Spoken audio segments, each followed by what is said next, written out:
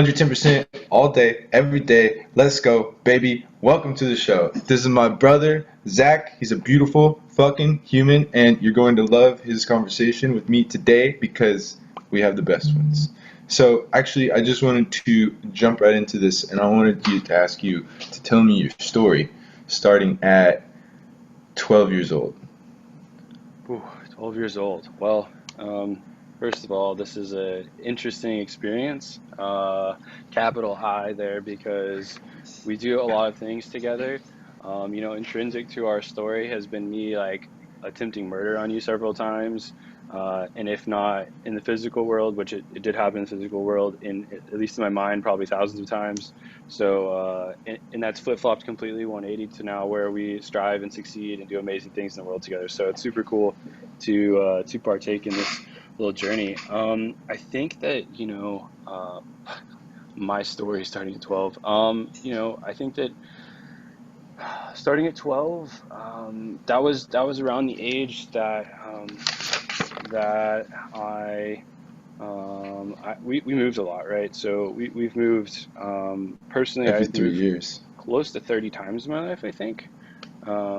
And just in total, from place to place, from apartment to apartment, from city to city, from state to state, from all of those things. I think probably close to 15 of those were my childhood, up until 18. So quite a few.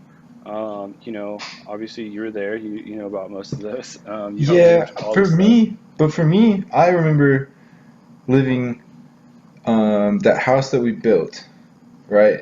Did Sweet I was house. I born yeah, but was I born somewhere before that one? I think you were born there. Okay, so then one, two, three, four, five, six, seven. So my childhood was only seven. Because then after seven, I moved out on my own. So I don't know where you got the 30 from. That's crazy. But I I mean, don't you did know. go to boarding school, so I've also been alive longer than you, and we moved more before you were born. yes, Um, yes, so four and a yeah, half years older than me. yeah. And in those 4 years, we probably moved probably more than four times. That's crazy. I mean, I've done the math, and it's like close to 30 total. So yeah, I which is believe you. Yeah, crazy. I'm not But doubting you. I definitely believe um, you. yeah, but I mean, that was super influential. From a young age, I guess, probably 12 was about the time that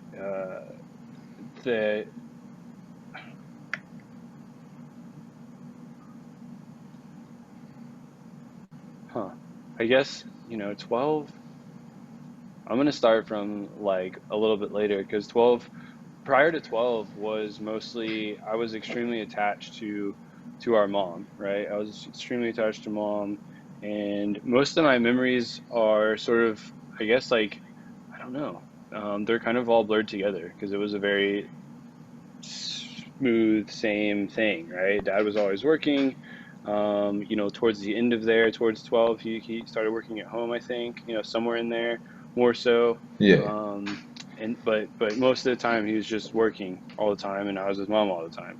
So I mean, it was pretty much that. That's pretty much, there's some standout moments for sure, but like, but yeah, but up as into 13, 14, as I started going into higher grades in middle school and stuff, I started,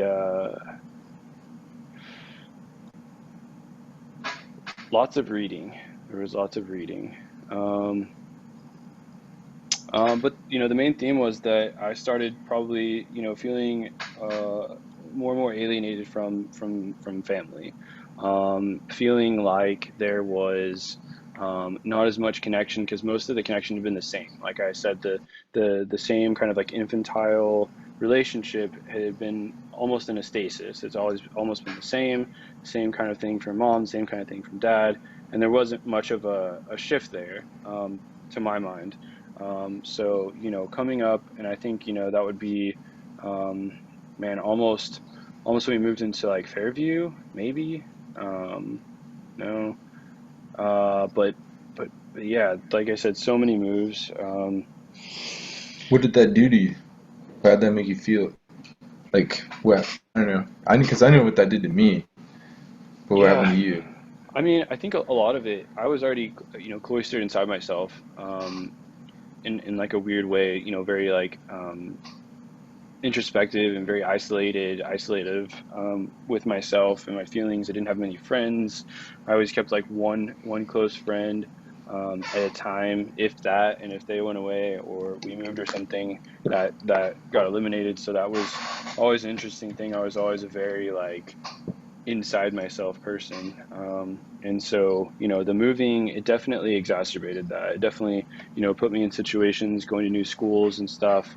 I was overweight, I struggled with being, not, I wouldn't say obese, but definitely overweight for my size. I Yeah. wasn't, um, I definitely struggled with that, with self-image, with self-esteem, with, wanting to not being able, the barrier in my communication skills was probably the biggest thing, right? So I think, taking this back, the moving and that kind of infantile relationship I had where, one of my primary love languages is physical touch and closeness, right?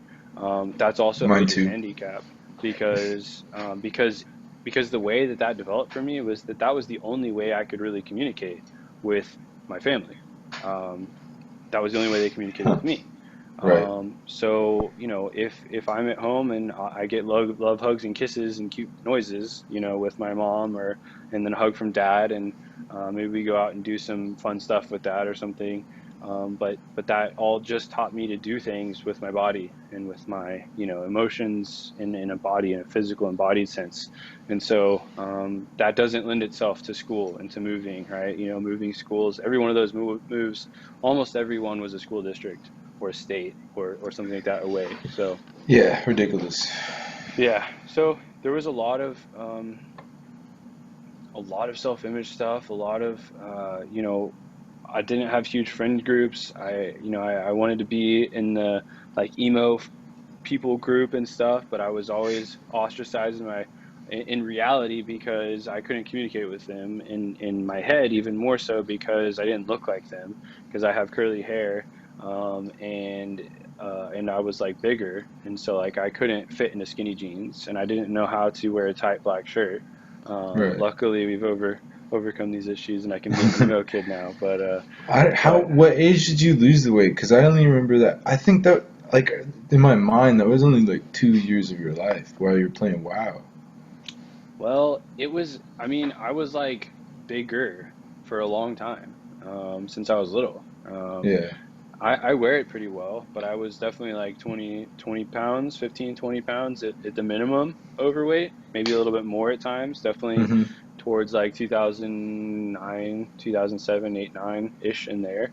I lost it, and then I gained it back at one point because I was BMXing. I was, riding bikes, doing freestyle BMX, Oh, all yeah, I remember throughout that all shit. throughout Plano, and I got really thin. I lost a lot of weight because I was Yeah. only eating like a hamburger a day and BMXing for like, 7 or 8 or 9 hours, and so that Yeah. was cool. But then I gained it all back, and that was probably, in high school, ninth grade, 10th grade. 10th grade, I probably peaked. I think I peaked at like 215, 220-ish. And then I Were lost you all of doing that. like, were you doing any drugs at all at this time? Oh, sure. Well, I mean, that's a parallel and adjacent history, but yeah. Oh man, I'm asking like for your story, man. What's up? Let's incorporate all that.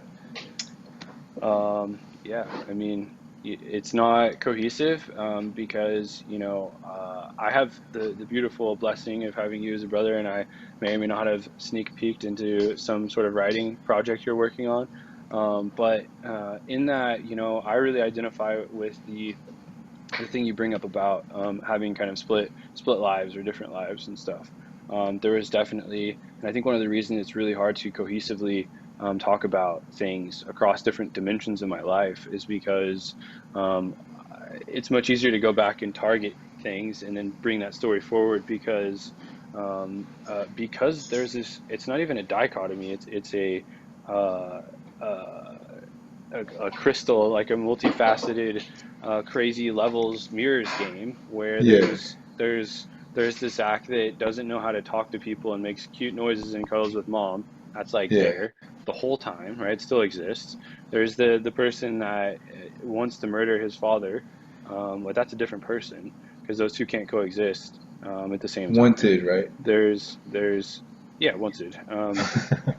Two, there's there's the part of me that tries to make, save face in public and interact with friends, right? That's a different dimension. There's all these dimensionalities, and everyone's got different aspects of their personality. For me, it was almost like splits. It was almost like, all right, you walk in the door, boom. All right, I don't curse anymore. I speak, relatively properly or not at all. And, I don't have much interaction with anyone, split. I'm out with friends. I have fun conversations about motorcycles and cars and all sorts of cool stuff. I'm extremely vulgar, and I'm engaged in interesting dialogues occasionally, and then flip. I'm like talking to you, and like I'm pontificating on the largest soapbox in the world for most of our history, What do you mean talking by that? completely out of my ass about things, making up stories.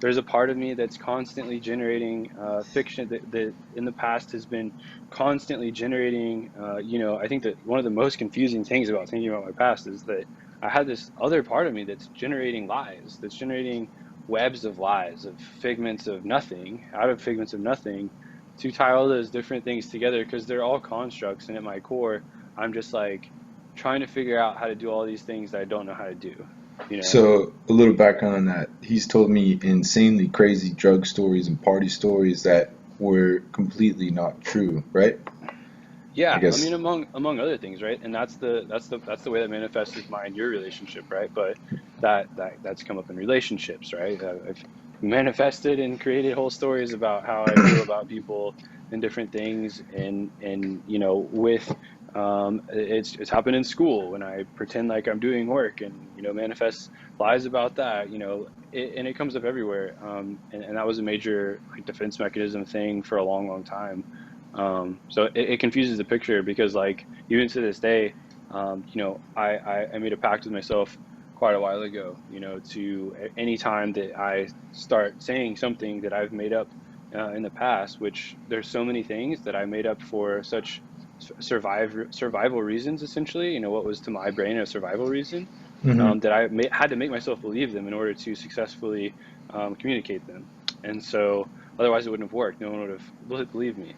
Right. Um, and so, when I think back, I made a pact long, long ago to anytime I feel myself, starting to espouse something like that I immediately say, okay, hey, by the way, that was a lie. Or sometimes I let it come out and I'm like, okay, hey, that was not true. Um, hey, I mean, I kind of experienced the same thing. Like I don't know if it was completely fabrications of stories and everything, but I definitely used to exaggerate to a ridiculous degree and lie, just to like negate having to deal with conflict, and try to. You just like anytime that something that was about to happen or a conversation you didn't want to have, you just pull that out of your ass and say it, and then it's done. And so I think for most of my life, I grew up as a liar, and not to mention that we learned that from our father too, right? Like we never got taught the virtue of being honest, at least in any formal sense. I got taught by dad to forge birth certificates to run in a race and among many, many other things, but I definitely have had to quit, make that pact with myself as well to not lie. And I catch myself all the time, like saying something, I'll say it, and it'll come out, and I'm like, that wasn't true. This is the truth. Here you go. And it's actually like been respected and I think appreciated by the people that you're communicating with when that happens. yeah, I mean, I think the point about, dad and mom as well, for me, it is not so much that I feel a lack there because like I very distinctly remember getting taught like even omitting something is a lie, like Yeah. the very hard verbal line on their lying is never acceptable, and anything you do that's dishonest, even in the slightest bit, is a lie, and there's no distinction, and you can't make up anything that justifies it, and there's no reason to do it. So I remember that very clearly. But like you said, obviously there's that polarity where a lot of the actions didn't support that, and I know personally, coming into situations where like, the curtain was pulled back, like in certain situations, and it's like, oh, okay, well, that just nixed all of that for me. But I can't say that, my my personal, the reason behind my split kind of there, I think was, I think it goes back to my need to be able to communicate my needs, right? And not being able to do that just because of like a very simple, like almost a lack of a motor skill. Like I just didn't know how to talk to people, like the physical, like going up to someone and saying, "Hey, I need this." Was almost lost to me for a long, long time. Um, because of just developmental stuff, like just because of moving so much, because of being with mom all the time and our relationship being primarily physical, just cuddling and watching TV and like spending, we going and doing some things, but like just chilling, like, and that's just didn't teach me how to communicate. And so like, Right. for me, it goes back to that combined with feeling like no one wanted to, that what I had to feel or say was not valuable, at least in the eyes of others. It meant everything to me, or my ego or whatever. But like, when I remember very distinctly one of the most core things, while I was working on doing a lot of internal work with my relationship with dad. Going back and thinking about him saying to me, I just remember very distinctly, saying something and getting told, do this with a happy heart. And like, Oh my God. that's I don't something like that that. just, it's like a lightning bolt that hits the ground. Like if you ever seen those videos of like when cavemen discovered fire and there's like a lightning bolt and it lights a little fire and it's like on the hill and they're like, oh, that's what it does inside of me.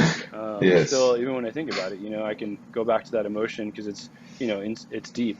But In like a negative way? oh, very, yeah, yeah. I mean, Yeah. Well, wait, why does it strike you in a negative way? well, because I mean that was, how my nervous system interpreted that was, hey, I want to do this, and the answer from on high, coming back saying, the highest point of authority I'd ever known, coming back to me and saying, what you have to say, feel, or want to do means absolutely nothing. I need you to stop talking, and what you say is invalid. And I need you to do exactly what I'm telling you. And you don't get to ask why because there's not a reason. It's just because my words carry that much weight.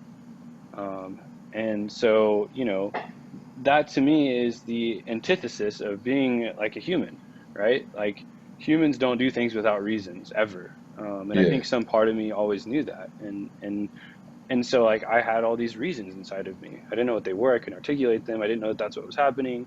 But when someone comes and says, or in what they say says that to me, and that's how I interpret what they're saying. That's the feeling, how it hits me. Then that invalidates, my reason for existence. It's like, all right, well, um, Yeah, I mean, if I'm gonna do this just because you fucking said so, then what's the point? Do you think now that I hear you explain that the way that you just explained that, it kind of feels like looking back at that, the intention wasn't that at all, and it was actually probably quite beautiful intention of trying to teach us to be of service to others and to enjoy the process and not the results, and having gratitude for actually having to do something to get something or do something for other people. yeah, Or, I mean, because like I know for a fact that I fought dad on chores until I moved out. Like, fuck. I like when I moved out into my apartment, I was like, I'm not gonna clean shit. Fuck that. And then things got dirty. And I was like, wow, I understand. right, You gotta clean. And like now, I clean after every single time I use the kitchen. I mean, maybe my floors need to be cleaned a little bit more often, but it's like probably more clean than any other 23-year-old guy's house you've ever been to in your entire life, yeah, which is yeah, no, interesting. yeah. I think that that's the thread of like, I have the benefit now of having a beautiful, everyday blossoming relationship with him, and the things we do together are mind blowing, and it brings us to tears on a regular basis because of how the polarity from where we've been, and like, so I have the benefit now of you're reading A Course in Miracles right now. Well, A Course in Miracles, I think one of the crucial aspects of that book, if you take nothing else away, is the word and definition of forgiveness, looking back and only seeing love. And by doing that, you're actualizing the true reality that exists, right? Because if it's only love and fear, and if you do anything other than look back in forgiveness, then you're looking at something that's not reality, and you're holding that because you're that powerful, you in your own reality, in existence. But if you can look back and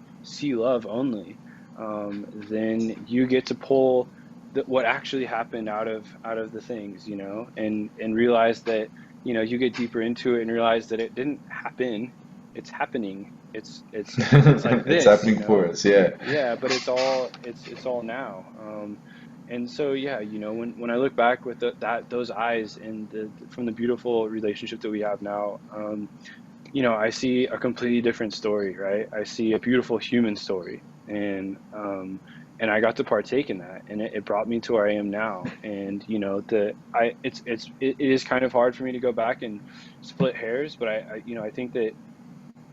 think that the beauty is there, and it's inherent, and it's all encompassing, and there wasn't anything but love, because that's all there is. And so if you just see two glowing balls of love, talking to each other, and it's like, oh, okay, there was words there that, nope, those weren't words, those don't exist. Oh, love balls. you know Yeah. like um I think that we all have our journey, right? In terms of coming to see the best way that others are capable of receiving our love, right? And that shapes how we give it to them. And I think that, at every stage, there's the opportunity to be there, and open your heart completely, and to do that. I think there's also the other side of that, right?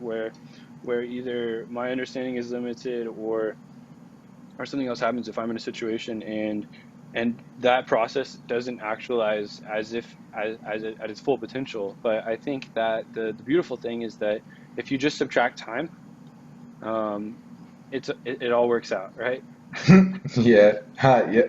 Yeah, I mean, time is the only fucking illusion that there is, Yeah. I mean, I, and like this, it's just a different incarnation of the subject-object illusion, because we're all one, and it's consciousness is, there's no space in between different like occurrences in consciousness, which is something that I'm realizing with mindfulness meditation, with your fucking eyes open.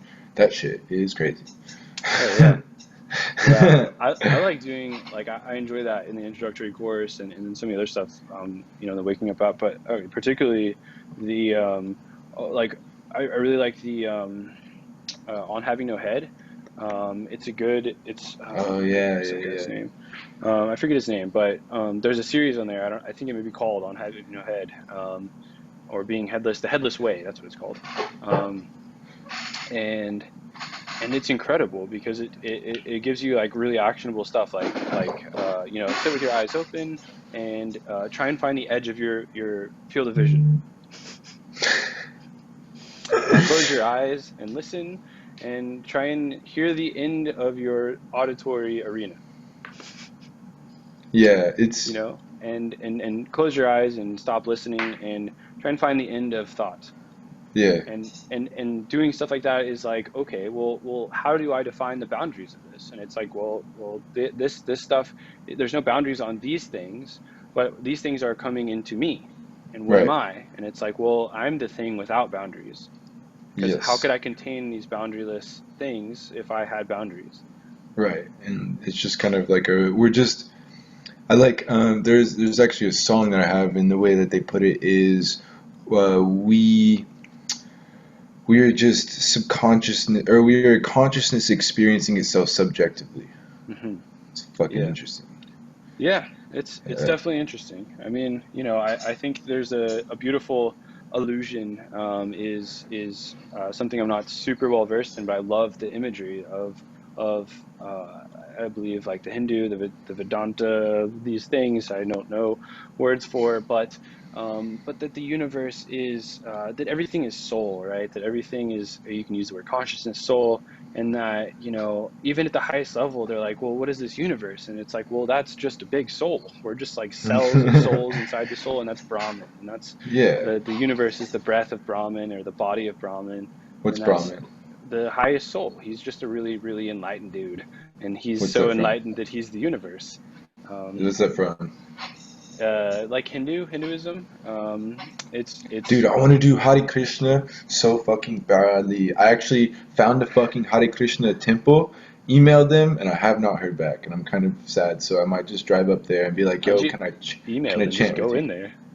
Well, because I was looking online on the schedule, and it said only these people are allowed to enter at this time during this thing, and I don't know, I don't want to disrespect their zone. The cool thing about Hare Krishnas is if you go up to them or stand outside their building and start chanting, they'll probably come out and do it with you. Okay, well then I'll probably just walk in chanting. Yeah. Cause like, dude, it's like my dream. I feel like I do Hare Krishnas in a really hot 105 to 110 degree bath for about 20 minutes, at least a few times a week, and that shit is mind altering, and you can feel like the little bit of DMT going in your brain at the very end. It's quite life changing, man. Like I don't understand. But what is? Do you know what the definition of Hare Krishna is? What is that? It's like higher consciousness, right? No, it's names of God. So Hare is, I think, is like praise. It's like praise Krishna and praise Rama. Those are two names. It's like just different facets, different faces of God, and you're kind of just praising, saying God's name and saying, like Hail Krishna, Hail Rama, like Well, then great, um, dude. It's the way to move it. But yeah. I've also found that it kind of works exactly the same no matter what song you're singing because I did the same thing with Afro Man's Hush. Oh man. Bro, I listened to that song on repeat like 6 times in the tub the other day, just screaming it. And Yeah. oh man, it Yeah, I mean, works. it's the beautiful thing about, being a human, and I think that this is something that, you know, I think we're coming back around to with a lot of like the new thought and the new hippies or whatever, like, the way consciousness seems to be flowing, at least in the, various pigeonholes that I revolve in, is that, um, you know, we are endowed beautifully with so much that has been in the last 400 years since the Enlightenment. We kind of accidentally threw everything out. And so now we're trying to have, we're like, we got a lot of really, really good stuff when we threw stuff out, right? Because clean Yes, slates are always amazing, right? right. Even, like extinctions, right? Things come back better. Well, but they suck for a long time. And Yes. so like right now, I think we're at this place where we're like, it wasn't an extinction, thank goodness, because like we only threw out things in Europe. We had other similar things like, um, like communism in China, and there's probably good words for this. I'm not very astute historically, but the Maoist like smoothing of history, their elimination of religion, those initiatives, their continued like oppression of Nepal, all that stuff. So there's a lot of that happened relatively recently, and I think that luckily there's been enough like safe harbors of ancient wisdom and babies and bathwater, that we can safely go back and say, okay, well, what do we throw out here? Like, why do we do that? Kind of, can we reconstruct this a little bit, and then maybe just pull the baby out and like rock the baby? Because like, and I think I'm saying all that to illustrate a point that, I think we're, consciousness is going in such a way that we're realizing how, or again, I think that this is not a new realization. I don't think there's anything new under the sun, right? I think that, it is all now, but I think we're at a point now where the zeitgeist, the common undertone, the belief systems are shifting in such a way that we're like, oh, hey, like sound frequencies penetrate everything, and it may just be that We're made out of sand. sound is light, and if sound is light and these are properties exist, well, why wouldn't singing a song give me like, if I can sing a song, if I can produce sound, um wow, that just saying those several disjointed things out loud, right? Knowing Yeah. kind of what we know now scientifically, it's kind of a crazy thing where we can leap and say like, well, okay, like sound healing and like really cool things. Like, why would this song make me feel good? Well, maybe I am a song. Like, We're just made out and of magic spells, bro. That's what words are. yeah, and I think that, all of those things it's an interesting thing where it's like a trendy thing sometimes, but it's also like, what better thing could be trendy, right? If something um, could come to the forefront and be trendy, please make it be singing bowls, right? Because like if every teenager in America got a singing bowl, What's a singing because it bowl? was trendy, um, then you end up with a system that accidentally um, lifts the whole planet into a higher consciousness, or singing bowl. Oh, yes. So, Yes. um, you know, Do you make sounds with your voice that match the tone of the bowl? mm, um, I Hmm. Ding. I might now that you said that. Uh, Right? That's what I um, would do. I'd be hitting the bowl going ding bong. Dude, what is your sound for joy? It works, guys. It really does.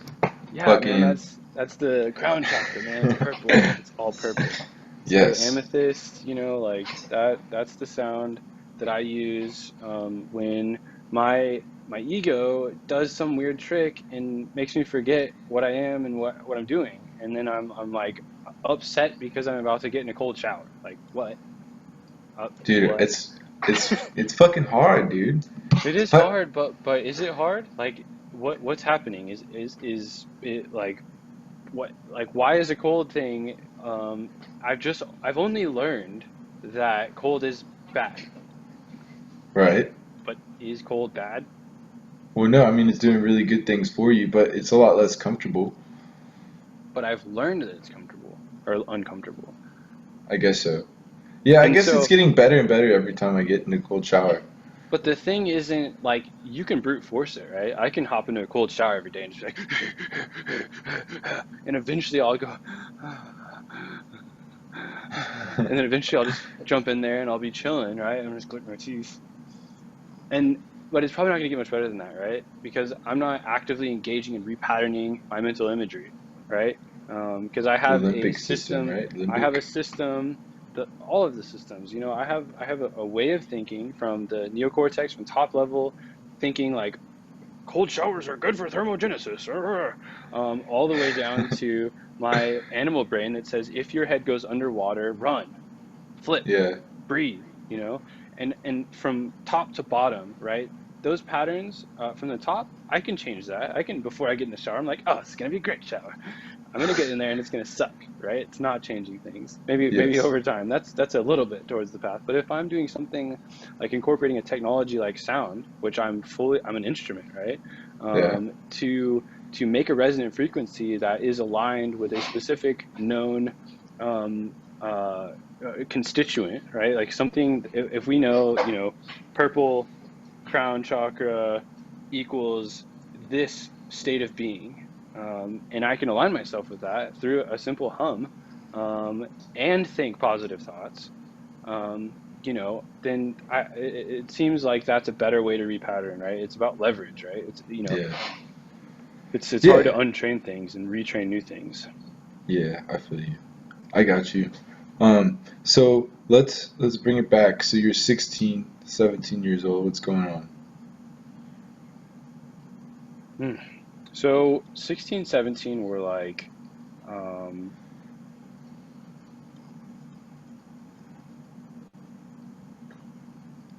man. So I don't know. It's very jumbled, right? Because You can so add many 18 lives. on there.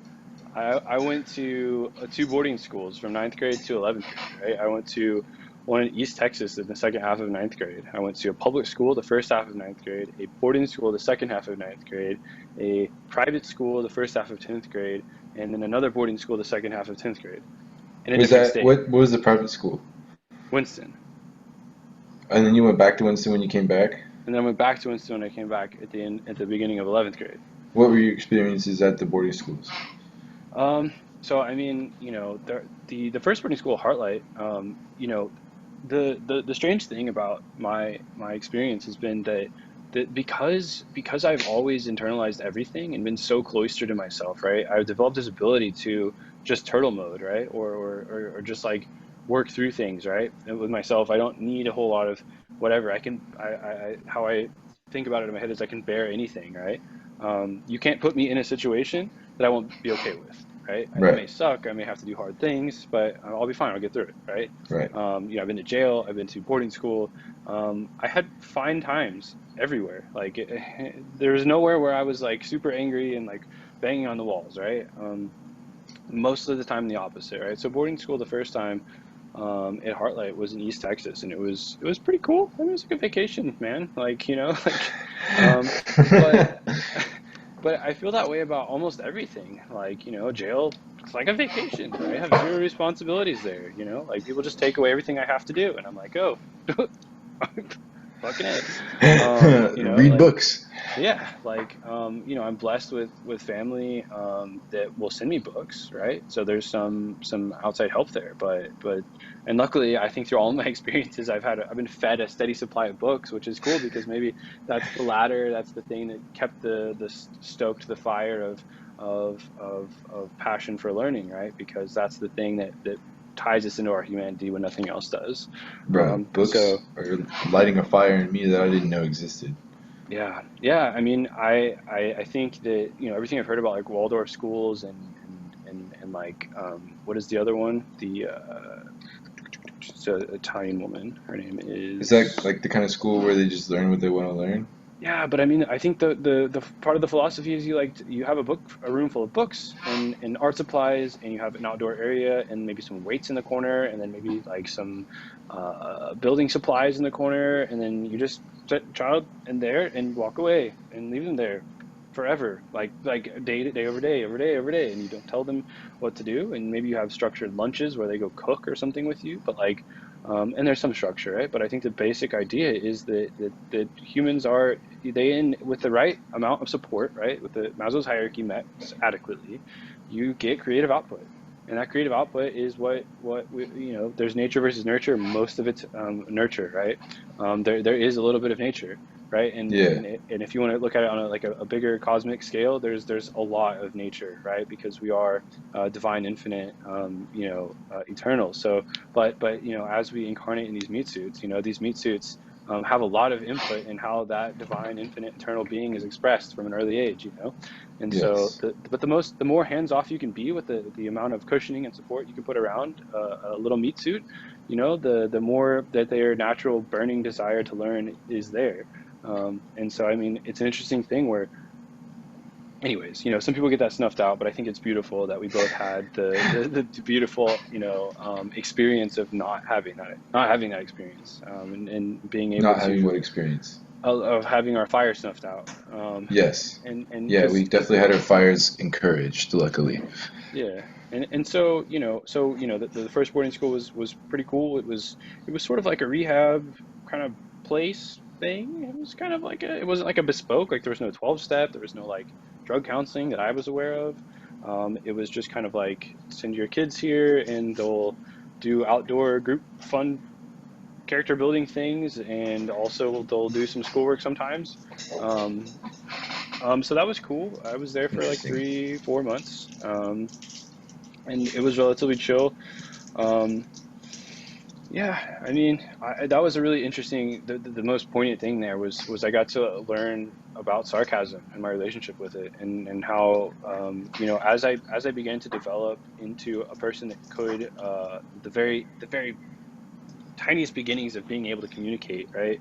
Where these horrible outbursts and communication style of extreme sarcasm 99.9999% of the time, and so like it was very hard to talk to me, anyone from any angle, and so I came to Heartlight and they were like, okay, Zach, I want you to pick something that you're going to work on while you're here. We want you to have a goal. We want you to accomplish something. These are your problems.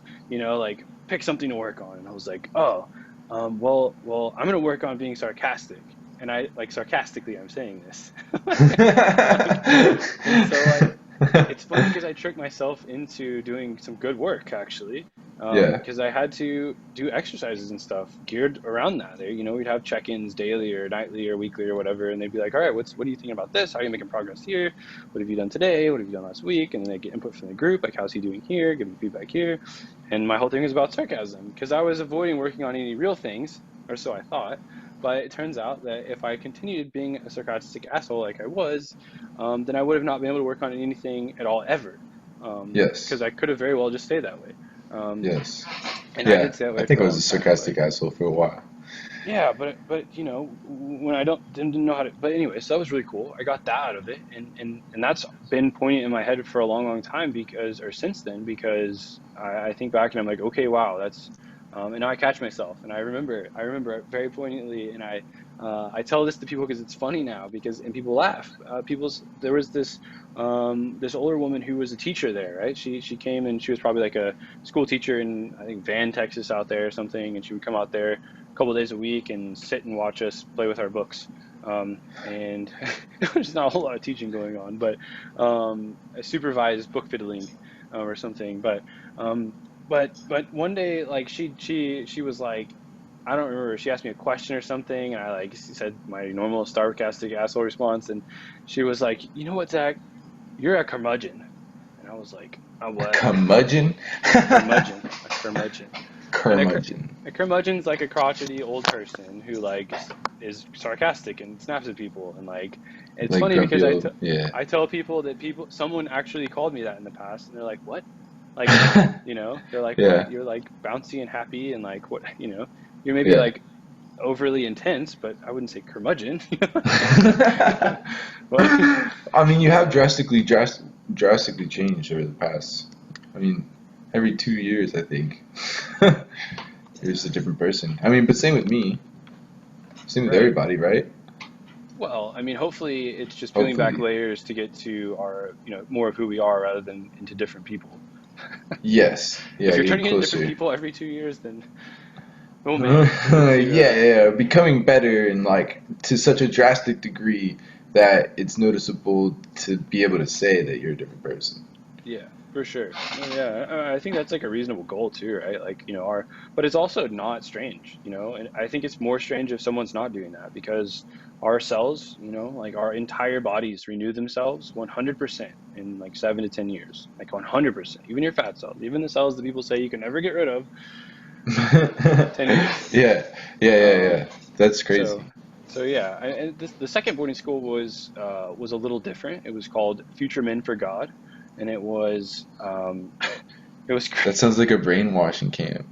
no man, it was actually pretty cool. I mean, it was like it was a double wide in Missouri outside of Springfield, and it was cool. I was there with, I don't know, 12 to 15 other dudes. There was like two 23 to 27-year-old mentors who stayed there, and they were getting their own brand of, they were like usually Christian dudes who were like working in the ministry field or something, or going to college, and they saw that as an opportunity to come, get some cool experience or something in the wilderness.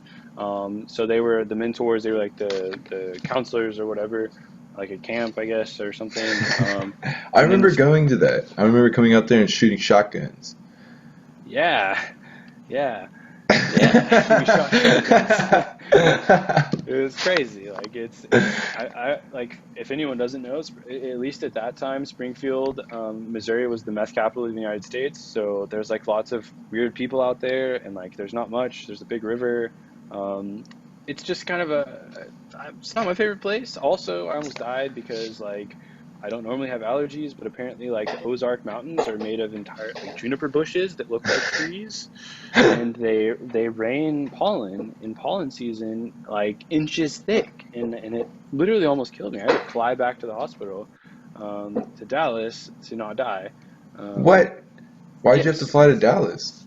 because they didn't have a hospital there or something. I don't know. But yeah, What? or it coincided with one of the times I was already coming back, or something. But yeah, Okay. I definitely had to come back. But I mean, the way I remember. in my head, I remember like my throat swelling up, and then like very soon after being on the plane to Dallas, and like Yeah, I Um, remember you were wearing those purple shoes that time, bro. Those yes, purple my fallen Fallens. skater Yeah, shoes, bro, yeah, with the big poofy yeah. I fucking had a couple 90s pairs of skater those. shoes. Yeah. Man, But that was dude. cool, man. That was cool. That was some cool tough love. It's up. Maybe a broader audience will know like Kanakuk, is a Christian day like overnight camp where you go up there for like summer camp or whatever, and it's like huge and on the whatever river that is, the Missouri River, I guess. Someone fact check me, because I don't know rivers, but yeah, it was cool.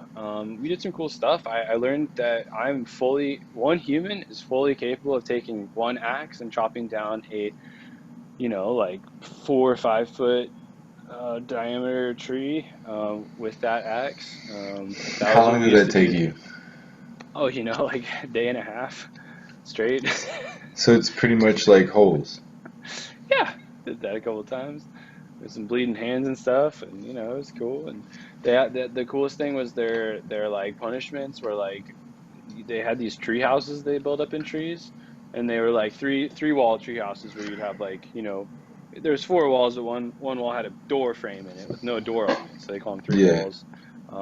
Pretty sturdy, like it was not like sketchy or anything, but it was like one of the favorite one that I loved so much was like 30 feet in a tree, and like it's in the Ozarks, like way out in the bush, like. And the greatest part was like one time I got caught smoking cigarettes up there. That was where I started smoking cigarettes out there, I think. And man, I was up there, and the storm from hell hit. It went from like 70 degrees like to like -70, it seemed like. And like the hail like started, just it was like ding ding ding ding ding ding ding, ding. And I'm like in there, and I don't have shoes because they take your shoes. So you can't run away? Yeah, and which like that's not going to stop someone determined, but then you die from there being nothing in any direction. But yeah, but so I'm sitting up there, and like the storm from hell, and this tree's like in the wind, and I'm like hanging my head out the window, like I wonder if anybody's gonna come get me. Wait, can you not get down? I mean, I could, but it was not safe. Like the hail was to the point where I was like afraid to go out in it. I was like, die in the tree or die in the hail. I was like, all right, I'm gonna chill in the tree. Yeah. Um, Did but yeah, somebody come get you? luckily someone did. It was funny because like I eventually was like, okay, I don't want to die in the tree, and I'm just gonna walk, and hopefully I don't die in the hail. And so like I hop down on the ground, and like I'm like walking, and then somebody pulls up. What was this dude's name? Was Fop. I don't know, it was like Charles Fop or something. I don't know, he had a cool last name. He drove this 6 Silverado. But yeah, he pulled up and was like, Zach, Zach. And I was like, oh, I'm coming. Like, come on. Like, it's like, if I was gonna die, I'd be dead already, man. Like, How far did you have to go until you were back at camp?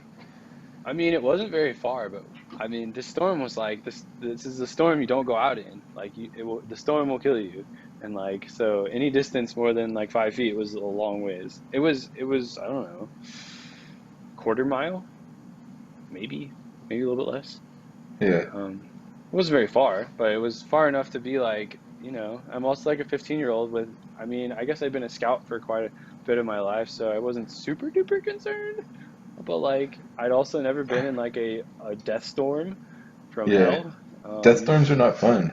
I was Yeah, like, if it was anything like a monsoon here in Arizona, then oh boy. it was crazy. I've never experienced temperature going that quickly from different ends of the spectrum. Like it was warm, and then it was well below freezing. And Really? like That's in possible? in Texas, it doesn't do that. Like it will hail here, like sometimes, but But it it doesn't get doesn't. cold. It doesn't. The temperature doesn't swing. Yeah. It was like the world was like, Okay. Okay, that's crazy. So what happened um, in 18? What man. is Well, 18? 17. Like I came back and I got into, I'd been in shortly before that. Got into like World of Warcraft. That's when I started my like 16 years strong World of Warcraft career, slash addiction, whatever whatever. But so lots of that, 17, 18, I figured out how to be a social human being, at a certain level, like at a high school, get what I want level. And what I wanted was to party. And, at a deeper level, what I wanted was to feel connection and feel something and be Yeah. able to, was to feel something, because all But of then you got my, addicted to comfortably numb? well, comfortably numb is it's an emanation from the inability to communicate. Like the comfortably numb is, comfortable darkness, not comfortably numb. I'm just not Pink Floyd. Um, the comfortable darkness, my term for the affliction that I suffer from is like a, or have suffered from is it comes from this like deep place of not being able to communicate or hear my needs or others' needs, right? Because and in that state, the only thing left is like this turning away, right? Like it's like you see, I don't know, like it's like a trope like you see in movies when someone's facing some big catastrophe that only they can change, and they're just like, because the weight is too much to bear, and so like Yeah. their ability to express that they have a need that's not being met in a situation where everyone else's needs what they can solve, the only logical not logical because it's not logical, but the only response that's dictated by being in that situation to me has been just to turn away or turn inwards and to black things out and to I think experimenting with drugs, doing a lot of drugs, all that stuff. It wasn't so much I wasn't getting darkness from that. Like I wasn't getting comfortable darkness from that. That was an outgrowth of needing to feel something in the darkness, right? The darkness was completely uh, created and like motivated, perpetuated inside of me, right? And that was the thing that drove those outbursts, those external actions, right? And the external actions had very little to do with what was going on inside. I think a better example, there was one point when mom and dad split up, and there was some huge subconscious roilings happening there, right? Because like that I still don't know. I mean, like, I know I can look at what happened, and extrapolate and work backwards from it and deuce what was going on inside of me, but it's still kind of murky as to like the entire picture there, right? That's something I'm going to be integrating for my whole life, I think. Like, Um, because, like, what was going on inside of you because of the divorce?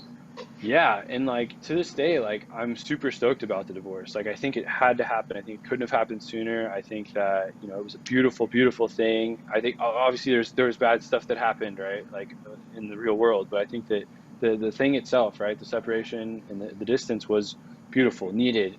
Um, like yes, because Have you always felt that way? I mean, I didn't know it until then, right? Like, um, I think, in the last, since 2014, I've emerged from this world of darkness, this world of subconscious, right? Where most of my communication was not verbal. People would ask me, how can I help you? And I would cry and say, I don't know.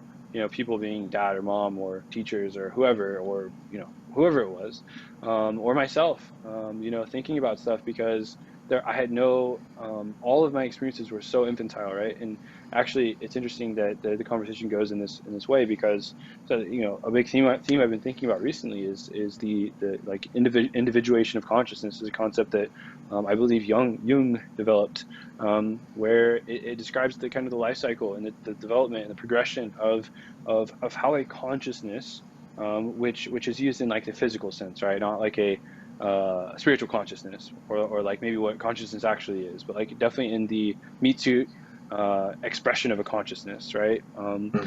It proceeds along a path, right? And it mirrors like the hero's journey, and it mirrors like archetypes, and it has to proceed through stages, and it looks like, the other day I was talking to someone, maybe dad or somebody, and I was like, it's super cool because like we hear these crazy news stories that about neural networks, and they're talking about AI and all these things, and we don't know what the fuck they're talking about, but they say cool things. Yeah. They say cool things like um, reinforced learning, right? Reinforcement learning, right? That's how you train a neural network. And maybe some of us do know what they're saying, and maybe some more than others. Obviously, there's always a spectrum. But reinforcement learning is when you take large data sets and you plug it into neural networks that are designed in a specific configuration to produce a specific result when fed data, and you train them, but with giving them large sets of data to ingest, and then they spit out something that looks like the way that you configured them after you train them spits out a relatively specific result, hopefully if you design them well enough. And Right. it's this interesting thing where like that's what humans do, right? You have a child, right, which is a neural network. It's got a brain, and then you Yes. just shit all over it with huge amounts of data for the first seven years, and it's like literally just a and then it just starts spitting it out for the next 100 and some years, Yeah. 73 years. And so yeah, I think the individuation of consciousness is this really interesting thing. I think personally, like being cognizant of the fact that I've only recently emerged from the very basic beginning stages of this process at whatever, 20, 21, 22, 23, 23, yeah, right, yeah, that's the day. um Years old into the like the second step. Like it's like holy Yeah. shit. Yeah. And Yeah. maybe I'm This is beyond the just the second step beginning. now. Yeah, but it's this crazy thing where like it's measurable and noticeable. I like think back and I'm like, all right, this subject, right? This is how I thought about this 4 years ago, and it's hazy. Like, it's not that I struggle to remember things because I can remember thoughts and feelings or feelings and images, but it's the translation into language that's really hard. For most of my past, right? Like I said, I can rationalize and analyze back and pull it forward, but it's really hard to talk about things because like I lived in a world that was languageless most of my life. Right. And so it's really tripped out, like coming to terms with that and being like, well, shit, like what world am I in now? Like, Yeah. and comparing that and looking at the how far there is to go and like what the potential is, and seeing people on similar journeys, and like hearing people talk and recognizing that they're in places that I've been or that I want to be. And it's like this crazy thing where it's like all it needs is more data and more open-mindedness, right? And that's, you just get there. But it also requires extreme amounts of practice. And I think it's an interesting thing because yeah. But back to the thing, like after after Cause what is life? Life is a practice. Cause yeah. everything's a fucking practice when you get good at it. Yeah, man. I think the word yoga does it for me, right? Dude, I looked that up the other day and I'm not sure you're correct. Well, I mean, that's fine. What did you find? A lot of stuff that didn't say that it means practice. Did you find anything that said it mean yoke? I would be shitting out of my ass if I answered that question. Yeah, well, we should do that, but in the morning. The thing, you know, I definitely could be wrong. The way I think about it, though, and what it means to me, right? Wait, Which, what we haven't said what you think though, no, I'm just or saying, what you're you talking about learned. practice, right? Right, but you never said that you think that yoga means practice. We skipped that over. That was a previous conversation we had. Yeah, I'm getting there. Oh, Um, my bad. I apologize. so what I think is that what it means to me is a good word for practice, in the way I think about practice is the word yoga, and to me it means yoke, right? Like a yoke on an ox, right? And No, what's a yoke on an ox? a, so ox is like a cow with a hump on its back, right? Think about it like an oxen, like it's got like a steer. Yeah, like a Um, box of oxen, yeah. flock of Um, geese. So there's these like it's like a shoulder saddle, that you hook onto an ox's front Oh, shoulders, like in like and they a pull a plow. medieval movie, yeah, where they're pulling a plow. A Gotcha. medieval movie, except it happens on like 70% of the Earth's surface today. Um, Hey, but we don't see that except in medieval movies, man. Unless you're watching a third world documentary. Yes. Mm. But that yoke, and it features prominently in the Bible as well, right? God says something about yokes. I know much less about that to be able to talk about it than yoga, but the yoke, the yoga, what it means to me is you extrapolate that to practice, right? That yoke it's the burden you bear, but it's what you're doing is you're tilling a field, right? And someone plants the seeds, and you're tilling the field, and and you do that every goddamn day, and then the whole world comes into existence. Right. All you did was till that field, right? Yeah. And that's the thing, right? The shouldering the burden, right? And I don't think of it like a negative burden. It's a weight because It's responsibility. Like it's responsibility. with great Yeah. power comes responsibility, man. Yeah, you shoulder that and you move forward, and you know, um, there's more than you, right? Uh, and and if more than one person does that, then maybe it looks a little different, right? But it's all in tandem and in tangent, and so then you get the beautiful fruits of labor, right? Which are manifold, right? And everything's a labor, right? We are in meat suits. We haven't quite re-cracked the code of sound technologies and levitating pyramids. So like Do you really believe that shit's true? oh man, I'd say for laughs and giggles, I think Cause dude, that that shit, I could never wrap my head around really believing that. Like I more so believe that fucking aliens came down to the earth than we used like cone-shaped rocks to make I think when you get to the blocks chapter called levitate. the Holy Instant in A Course in Miracles, it will make more sense to you. Or it did for me when I read the chapter called the Holy Instant, or the section, or it features prominently throughout the latter half of the text, and it talks a lot about time and how time functions, and the time is a thing that exists in mind, and that the mind is separate from spirit and separate in such a way that it's not real for the intents and purposes that are ultimate. And what that means is that the intents and purposes that are ultimate, that there's no time, there's no clock, there's no requirements, there's no bounds. And so if you just take all of that for granted and you say, well, how do you do something? You've just asked a question. Well, first of all, if you're in that state, you can't ask that question. That question doesn't make sense. It can't exist. There can't be a question mark. Um, Yes.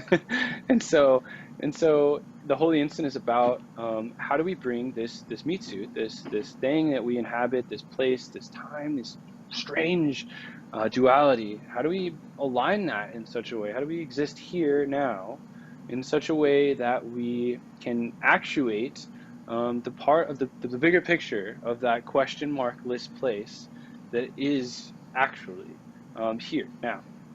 And that's what the Holy Instant is all about. You can think about it like the space between thoughts, or the cracks in the seams of reality, the vacuum point energy in space, or like the whatever you want to call it. Like there's not a really good term to call it. I think the Holy Instant is probably the best in my head. But like The Holy um, Instant. That's a good but coin theme. but Chilling but needs it to write a song on that. yeah. But it just it goes on about how it's about think about it really easily by thinking about Jesus saying, faith can move mountains, right? If you believe that mountain will move, right? Or the walls That's of not, Jericho. yeah, it's not he wasn't being euphemistic or metaphorical, right? He was saying that that those walls, that mountain, that's a thing here in this place, right? But this isn't the place.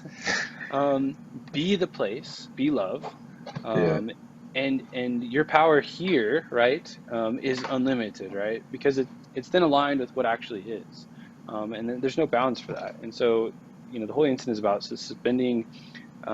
What we would say here is suspending disbelief, or eliminating disbelief from the vibratory environment of you. Um, and if you do that, then you're there, Yeah. and that's all that's needed. I mean, that's what the Um, whole fucking book is about. It's yeah, just like eliminating that space yeah, and becoming one. yeah, It's just consciousness, bro. It's all fucking consciousness, man.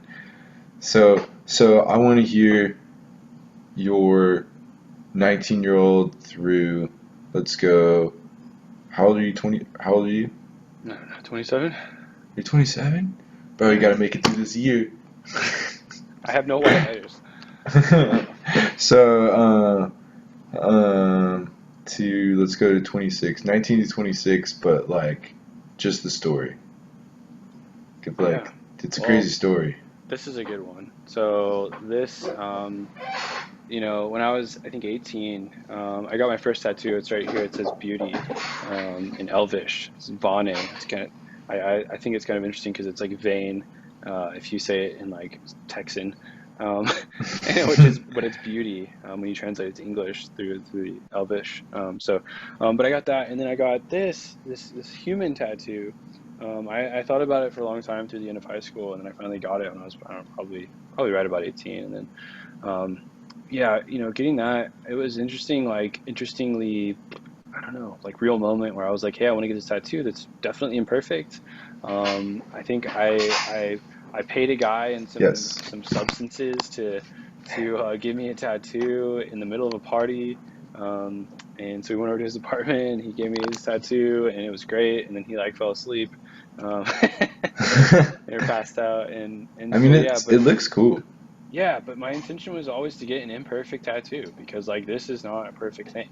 Um, and I think that's interesting, and the meaning evolves for me all the time. And anytime anyone asks about it, I can always give different, explanations because it has every meaning to me, and it always is evolving, and it's always the same. So, but yeah, coming from there, man, 19, I think the end of 18, was 2012, right? And so 2012, at the end of 2012, Damn, I 2012 was a crazy year. Yeah, that was kind of the peak, man. That was like when that was dad and mom got they divorced in 17, didn't they? I have no fucking clue, dude. No, it couldn't have been. It was It all a must have blur of been sadness. 2012, right? Because that was yeah, because Megan was there, right? Yeah, okay. So yeah, the beginning of 2012, man, I was at an apartment with a couple of friends smoking weed, and I left and came back, and then the place got raided because the guy was like a dealer, and so that was my first experience going to jail or being arrested. And so after I went there, I went to a rehab to try and get my sentence lowered, out in Texas called the Right Step. And that was interesting. Coming out of there, I went to live with my friend They made you go to Zach. rehab for weed? Well, I mean, Dad and Tisha, I'm sure had ulterior motives. It My wasn't Tisha at the time. Dad and Megan, sorry. Um, so I mean, Megan is my best friend's mom. Yeah, I said that right. yeah, they, there was definitely lots of reasons. My justification in my head for that experience was to get my sentence lowered. I mean, in actuality, I was going off the rails, and they wanted to see if they could do something to help me. Yeah. And so they took me there. And so, Oh, yeah. Okay, yeah.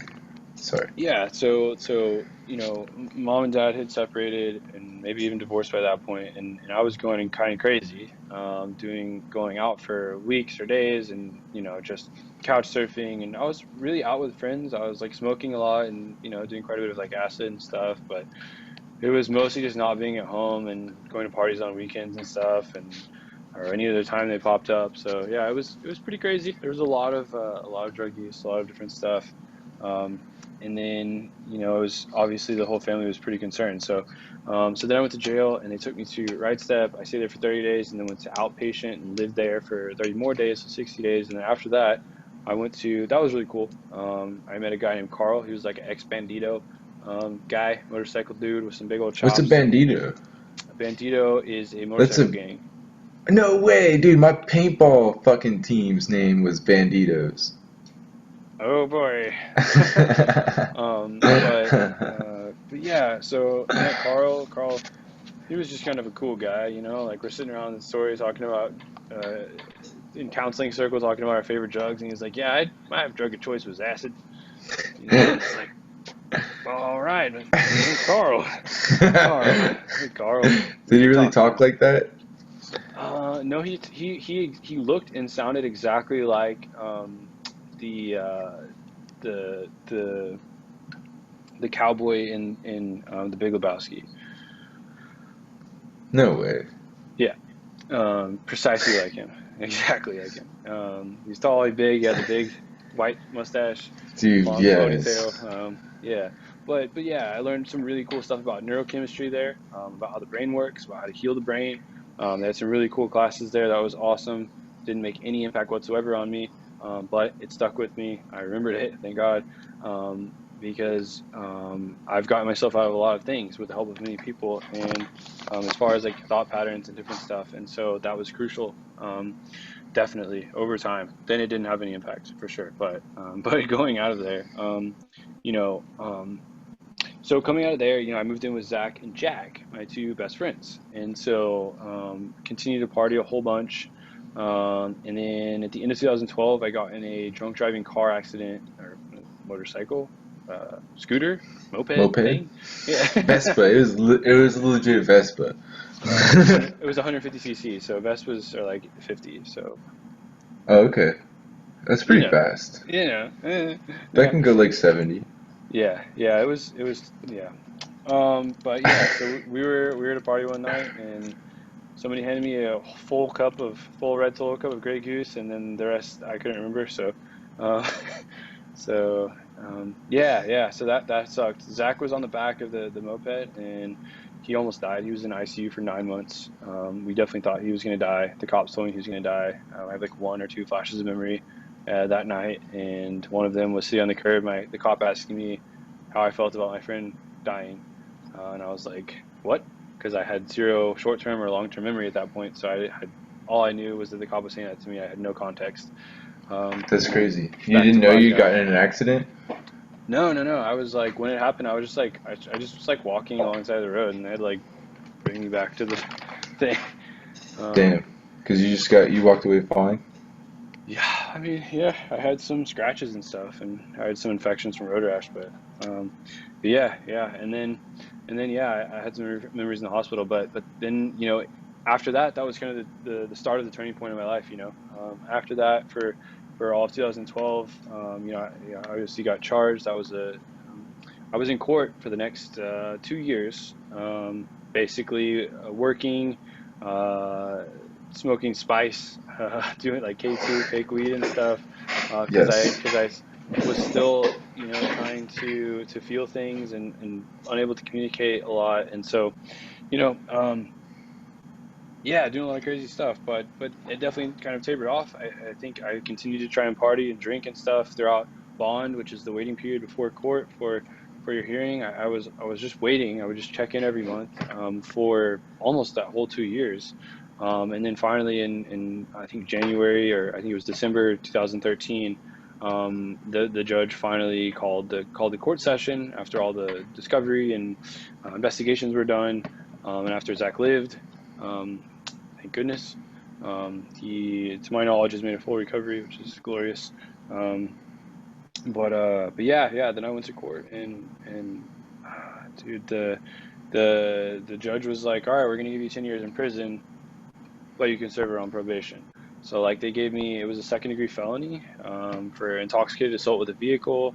Um, they dropped what's called an aggravated clause, meaning that would kind of like upgrade the sentence. So they kind of it's on the paperwork, but it's like crossed out legally. So luckily that wasn't like an aggravated charge, but it's still like classified as one. So it has some complications with probation stuff. But anyways, probation is non-adjudicated, so it's basically like it still goes on my record. I'm still charged with that felony fully. I'm Yeah. indicted, charged, all that stuff. Yeah. So, but then I did 30 days in jail as part of that sentence. Man, all through, I guess an important part is all through those 2 years, I went to jail probably like 5 or 6 times for like a month at a time, basically, for various really stupid things. Um, Because you were getting so drug tested, right? it wasn't. I never failed a drug test, and it What? was How'd you go to jail? well, they were so the Because I remember that happening. I was on various alcohol monitoring devices. I had like things you had to blow in. Some of them were big, large. I had every single version of them, and they're really expensive. So I was working basically just pay for them, and I didn't want to do what the court was telling me. So like subconsciously, this is not You like didn't I want to deal with definitely what? do what the court was telling me. Like the court would say like, all right, cool, you have to blow in this 5 times a day in these windows, and I wouldn't, because I'd be working or I'd forget about it or whatever excuse I had, or I was working night shifts and there's things were during the day, but I didn't go get them changed. So like whatever it was, through my own stupidity, um, or extreme intelligence, knowing that these would be valuable future lessons. My cosmic forethought. Um, Yeah. so I went to jail a lot and had some really great jail food all the time. But yeah, like I mean, all those experiences, they're great. Like obviously, I didn't like going to jail, right? But like Yeah. when I get in there, it's super chill. Like now it's cool because I have some hindsight, and as I went through experiences like that through time, I was beginning to be able to think about them better, because I could express myself better, like I was talking about. And so like it became this beautiful retreat almost. Like not something I sought out, right? It was not good to go there. I don't want to go back. But it became like, okay, I'm going to jail. Okay, cool. I get a month of reading. Fuck yeah. I don't have to go to work. I don't have to drive. I don't have to pay any bills. I don't have to worry about shit, right? Now, I was deferring all that responsibility on other people, right? Dad was taking care of my bills. Dad was taking care of lawyers. Dad was working his ass off. Not only dad, but Megan and probably Tisha at some point, and mom, whether it was emotional, monetary. I had a whole crew of people, as you, people, fighting for me, supporting for me, throughout all of that, right? And so I'm over here doing ridiculously stupid things, unconscious of what I'm doing, or the impact to anyone, enjoying being in jail, right? The stupidest fucking thing. Like,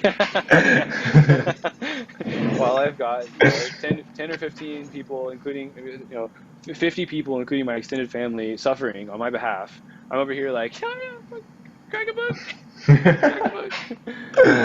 Which I can see in hindsight. And at the time, I was just suffering through this slog, and this is my new life, and it sucked, and it was all a bunch of anxiety, and I had bills to the roof. I had 15 grand of 20 grand of court fees that I was never going to pay off, and it was just all a bunch of blackness. It was horrible. Um, but yeah, eventually in 2014 got sentenced. Went to jail, and I went to jail in 2014 in January for 30 days, and I got in there, and I was like, nope, gotta change everything. I was like, I can't do this anymore. I was like, Wait. When did this happen? rough when I went to jail. It was like maybe Which right one? before it, January 2014. January That 2014. was Was this after I when you got went to sentenced. jail? Was this when you went to jail because you cut off your fucking ankle monitor? No, no, no, no. This is when I got sentenced. When I got sentenced in December of 2013, Ah. I finally got sentenced. I've been on bond, and then I got indicted and sentenced. And then and a condition of my sentence was jail for 30 days and then probation for 10 years.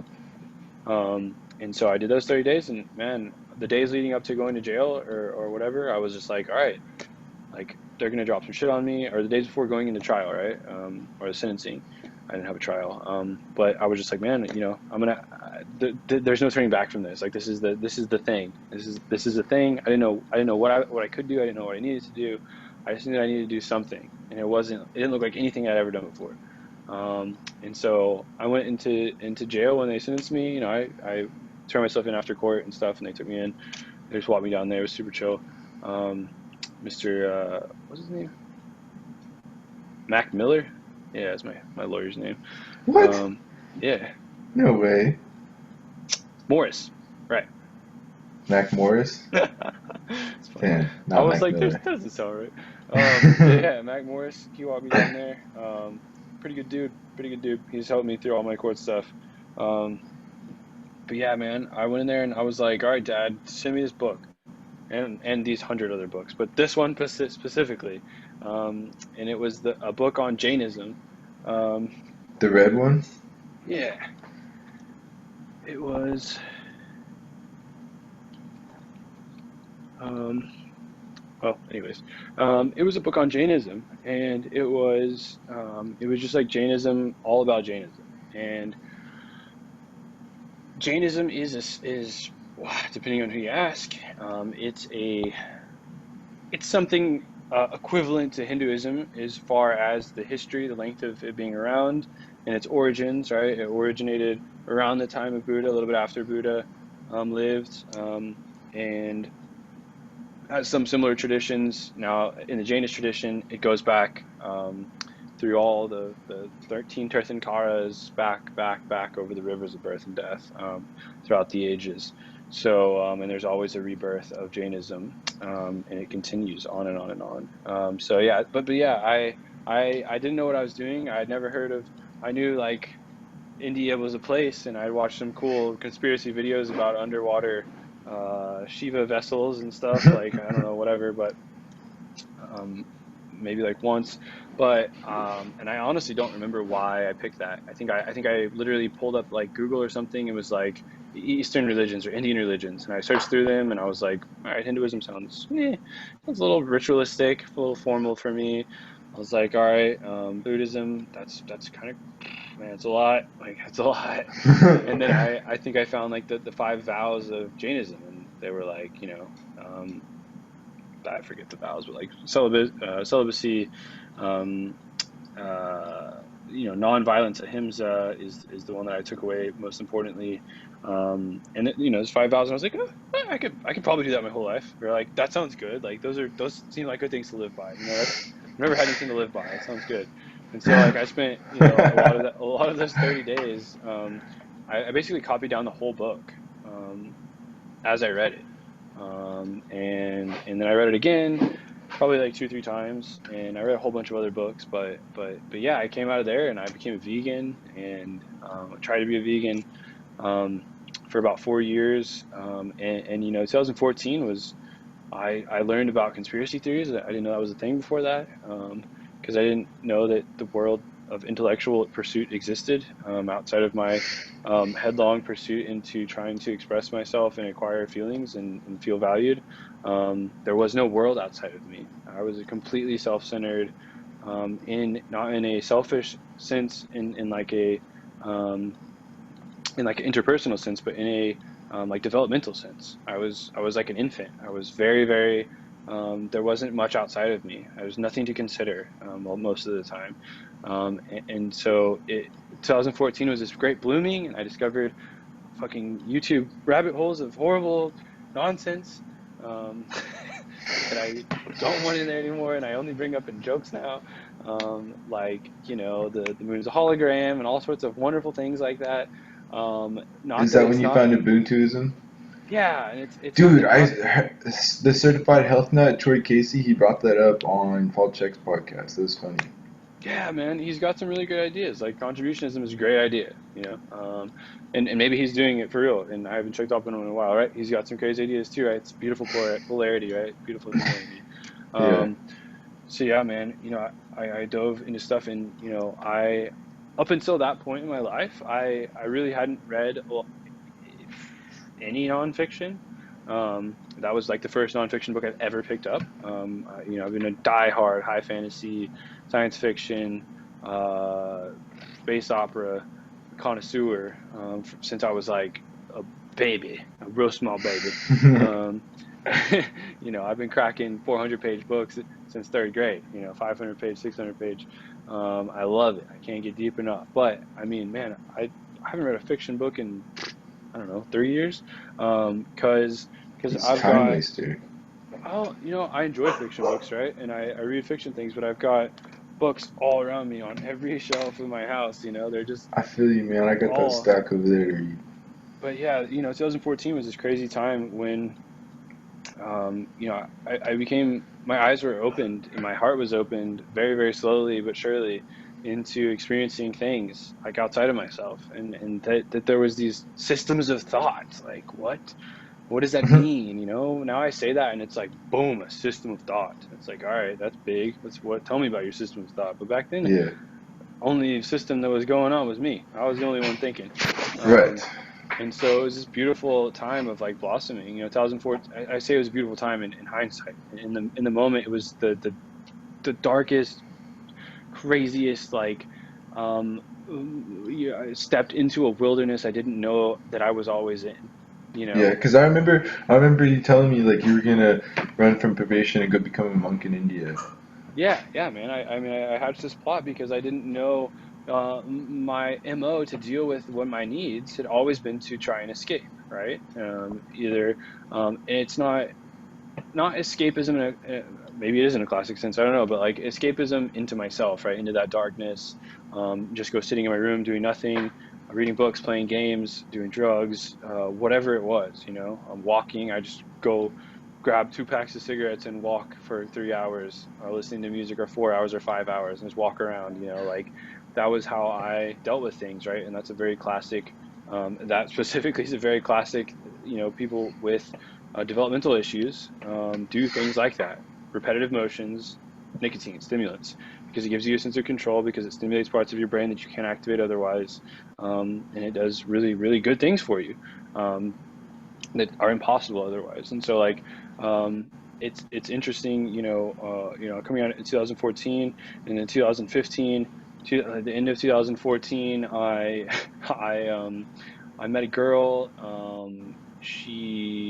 I started dating. We started dating her. I started dating her. We started dating. We moved in with her. Who was this? Oh man, Sabrina. Oh yeah, yeah, yeah, yeah, yeah, And so, yeah, like, I didn't move in with her right yeah. away, but I did. I was kind of seeing her, and then well, so what happened was I was dating her, and then I was staying at her house one night, and then I was like late to work, and I was driving a little red Miata at the time, and I was like speeding to work, and I got like a ticket. I got 3 tickets because, like, I didn't have a license plate on my car, I didn't have insurance, and I didn't have like a driver's license, and like He could and have taken you so to jail right then. eh, um but yeah, man. So my thought then was just like, I'm doomed. I was like, I'm doomed. Because of my history going to jail so many times, my judge, Lena Lavario, she really did not like me. Or at least I felt like she didn't like me. Maybe she did like me, because she didn't send me to prison. So maybe she did really like me. But going to jail so many times for so many stupid things. The last time I had seen her, when I got sentenced, she was basically like, "Hey, the next time you mess up, like, I'm throwing away the key. I'll just say goodbye to you, basically. Yeah. Next time you step across here, I won't see you again for a long time, and you won't be out there." Was basically what she said. And so in my head, I'm like, okay, I've I've done it. Like, I'm going to prison. And so, like, I was like, all right, well, what's my options here? Like, what do I do? And I was like, okay, well, if I'm going to prison now here, the only other thing I can do is to hide from them. It's the only option in my head, right? And so, like, I went home that night. I continued on to work and stuff, kind of in a daze, and it kind of crystallized throughout the day. But I was like, all right, fuck it. So, like, I went home and like stopped by Specs liquor store, and like I had an ankle alcohol monitor on for, this was almost a year at that point. Yeah. Um, and then I went to like Specs and got a big bottle of wine or something, and came home and got a big butcher knife and cut the ankle monitor off and threw it behind the dumpster. And it was really tripped out because I came out there the next day and it was gone. I was like, oh God, like, oh, did they already find me? Like, oh my God, Oh they really? tracked me. Yeah. What do you think But happened to it? I'm sure they turned it in and got money for it, like their $1,000 devices or something. So, um, but yeah, so yeah, then I was like on the run for almost all of 2015. So I moved in with Sabrina, and that relationship was a shambles before it began. We were two infantile humans, attempting to like do words that never happened, and we didn't. Neither of us knew what we needed, and so it was the closest I've ever been to someone, and never been anywhere near them. It was very interesting. We like lived together for a month or two, and like it was we might as well have been on the North and South Pole. It was very interesting. And like, despite the physicality and despite doing things together, like, we were just not interacting with each other. There was like this weird impenetrable substance between our modes of being. They never got bridged. Yeah. And the opposite also happened. It was like I don't know, attempted hostile takeover of the other egos like involved, because it was like, we were both like not doing healthy things. But yeah, I eventually she broke up with me, and that sucked. But I mean, thank God, because like if that would have continued, I really don't know where I'd be today. But like, um, just I think it would have slowed me down. Like, it was an interesting time, when I learned, like, I didn't learn anything then. Like, it just hurt really bad and sucked, because I was still at this place where I didn't know how to express myself and didn't know what I was feeling or how to express it to myself. And so, but in hindsight, I learned, definitely not that. Um, and so after that, I moved in with you. After couch surfing a little bit. I was And living in my own apartment at the time, and I yes, was like 18, I think. yeah, something like that. Yeah, Um, something like that. and and that was a beautiful year, 2015. There was a lot of crazy things that happened, but it was beautiful in my That was a recollection. great year, man. Yeah, yeah, we did a lot of really cool stuff. I've never been so anxious and depressed, right? In my whole life. But the beautiful thing is that I can describe my feelings, during that time. Prior to that, it's just a big mush. It's just black, and there's no words or feelings to it. But I was severely anxious and severely depressed and severely, um, you know, none of my needs are being met by myself. I didn't know what they were. I was just drowning in this sea of emotion that was like beginning to come forth and reveal itself to me as existing.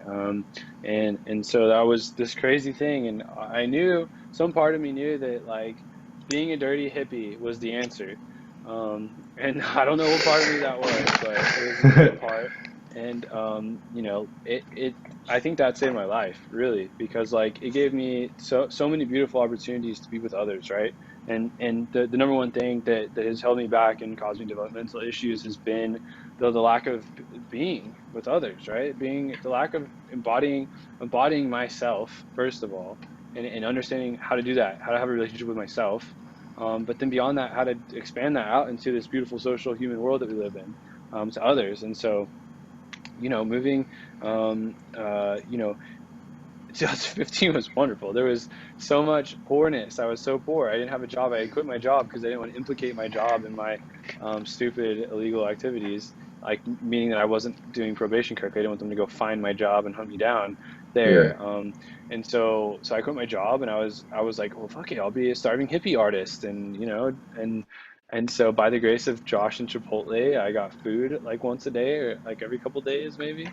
I'm Josh. Um, and I lived off of that, and the occasional pizza that Josh left on the counter from his girlfriend, I would sneak bites of. But I was vegan, keep in mind, so I had to like pick off the cheese and the meat and just eat the bread. But I was a lacto vegan, um, so I ate some of the cheese sometimes. So, but yeah, it was funny because people would wake up in the morning and be like, "Where's my pizza?" And there's just like a pile of meat.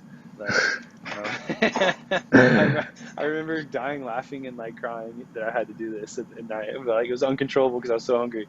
And like, but yeah, man. So there's like a place in Dallas called Drum Jam, or it's a place called the Green Elephant, right? And so the Green Elephant is this like beautiful hippie, college bar.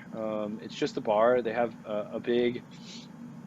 They do like a lot of electronic music. They do concerts there sometimes. It's mostly electronic.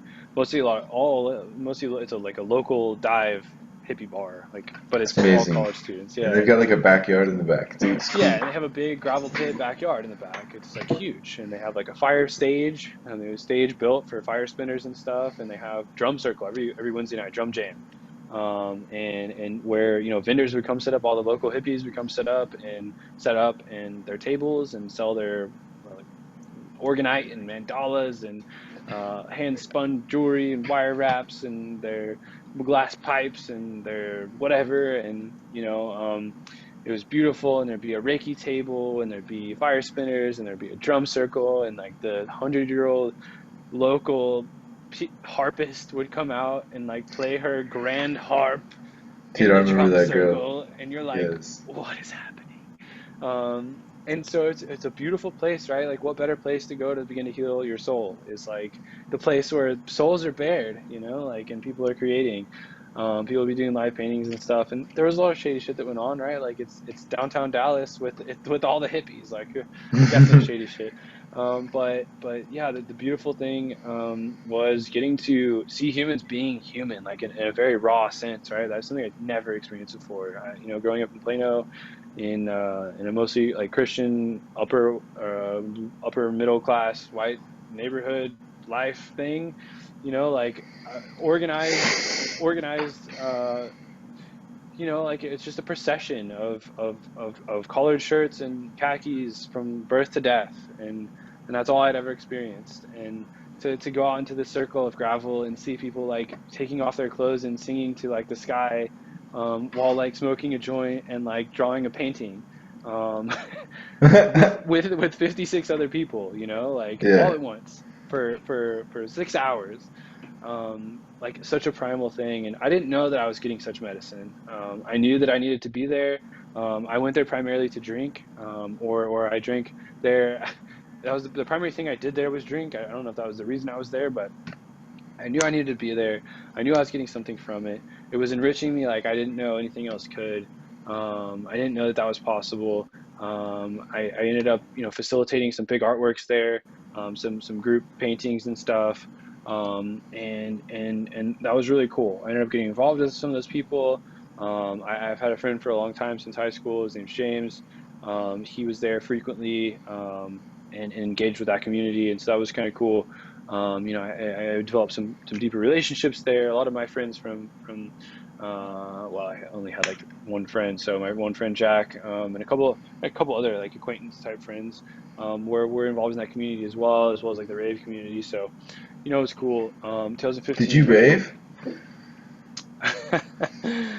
Yeah, man. So 2009 Megabuzz was like crazy. Megabuzz was like, it was in Tyler, Texas, not Tyler in East Texas, but Tyler in Central Texas, South Texas by Houston, or Austin by Austin. Yeah, it's just north of Austin. It's like a suburb of Austin. And there, it was crazy. 2009 was when we had like real dubstep that existed, instead of this like wobble trap stuff that happens now, and that America has just kicked out. They're like, oh, it's not. We don't need dubstep anymore. Wobble trap. But yeah. So, but Rusko, Caspa, Glitch Mob. Maybe Caspa wasn't So there, you but were an OG rager or raver. I would not call myself an OG raver, in any way, shape, or form, for sure. No, I would never be so presumptuous. But Can yeah, I I call went you an to. OG raver? Because No, comparatively, I definitely. I like, mean, I went to like an OG rave. But like an OG raver would be like, like the late 70s, early like 80s, like was OG raver. Like, that's when like discos turned into real like underground raves and stuff. Like, but yeah, did that. The rave scene was cool. I threw my own rave once. It was super crazy. This dude was like, "Hey, I have this house," and it was never really clear to me like why he had this house or like how or what. But he was like, "You can use this house and throw a party," and I was like, "Are you sure? Please, like, tell me 4 times." And he was like, "Yeah," and so we threw a huge, crazy party. That's probably like 2000, probably 2011. Um, yeah, it was hundreds and hundreds of people, and yeah, it was cool. I got to like high five the cops on the way out, basically, or at least give them the deuces, and because it it was wasn't great. your house. Well, I just happened to be leaving, and they just happened to be walking in. I was like, "Hey, peace, y'all." That's awesome.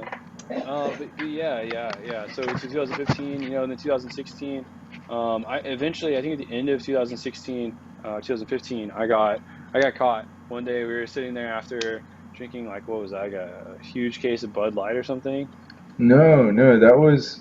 Oh, you might have done stuff, but I think it was just a regular day. I had woken up because I was going to Chipotle in the morning. Oh yeah, you're getting ready for work. I was getting ready for work. You were going to sleep. And as you were going to sleep, I was walking to the door. And as I put my fucking hand out to open the door, the cop knocks on the window or the door, and I turn around, I look at it, and I look through the thing, and they're like, "Yo, it's the police department," and I was like, "Why are you here?" And they're like, something along the lines of, "We're looking for so and so," and I was like, "Oh, he's not here." And they're like, "Well, you need to open the door, or we're gonna bust it down." And I looked at you, and you gave me the nod as you were dipping into the back of the apartment, and I opened the door, and I think they found you trying to get under my bed. Well, yeah, it turns out that you have so all those 30 times we moved, I guess probably like 22 or something with the fam. Our mom had a bed the whole time, this giant mattress that was like made of foam, like high quality memory foam. And the thing about beds over the years is they get heavier and heavier and heavier because they collect like dust and parts of humans inside of them. And so that bed probably weighed like, I don't know, 250 pounds. Dude, that was the heaviest fucking mattress that I ever threw away.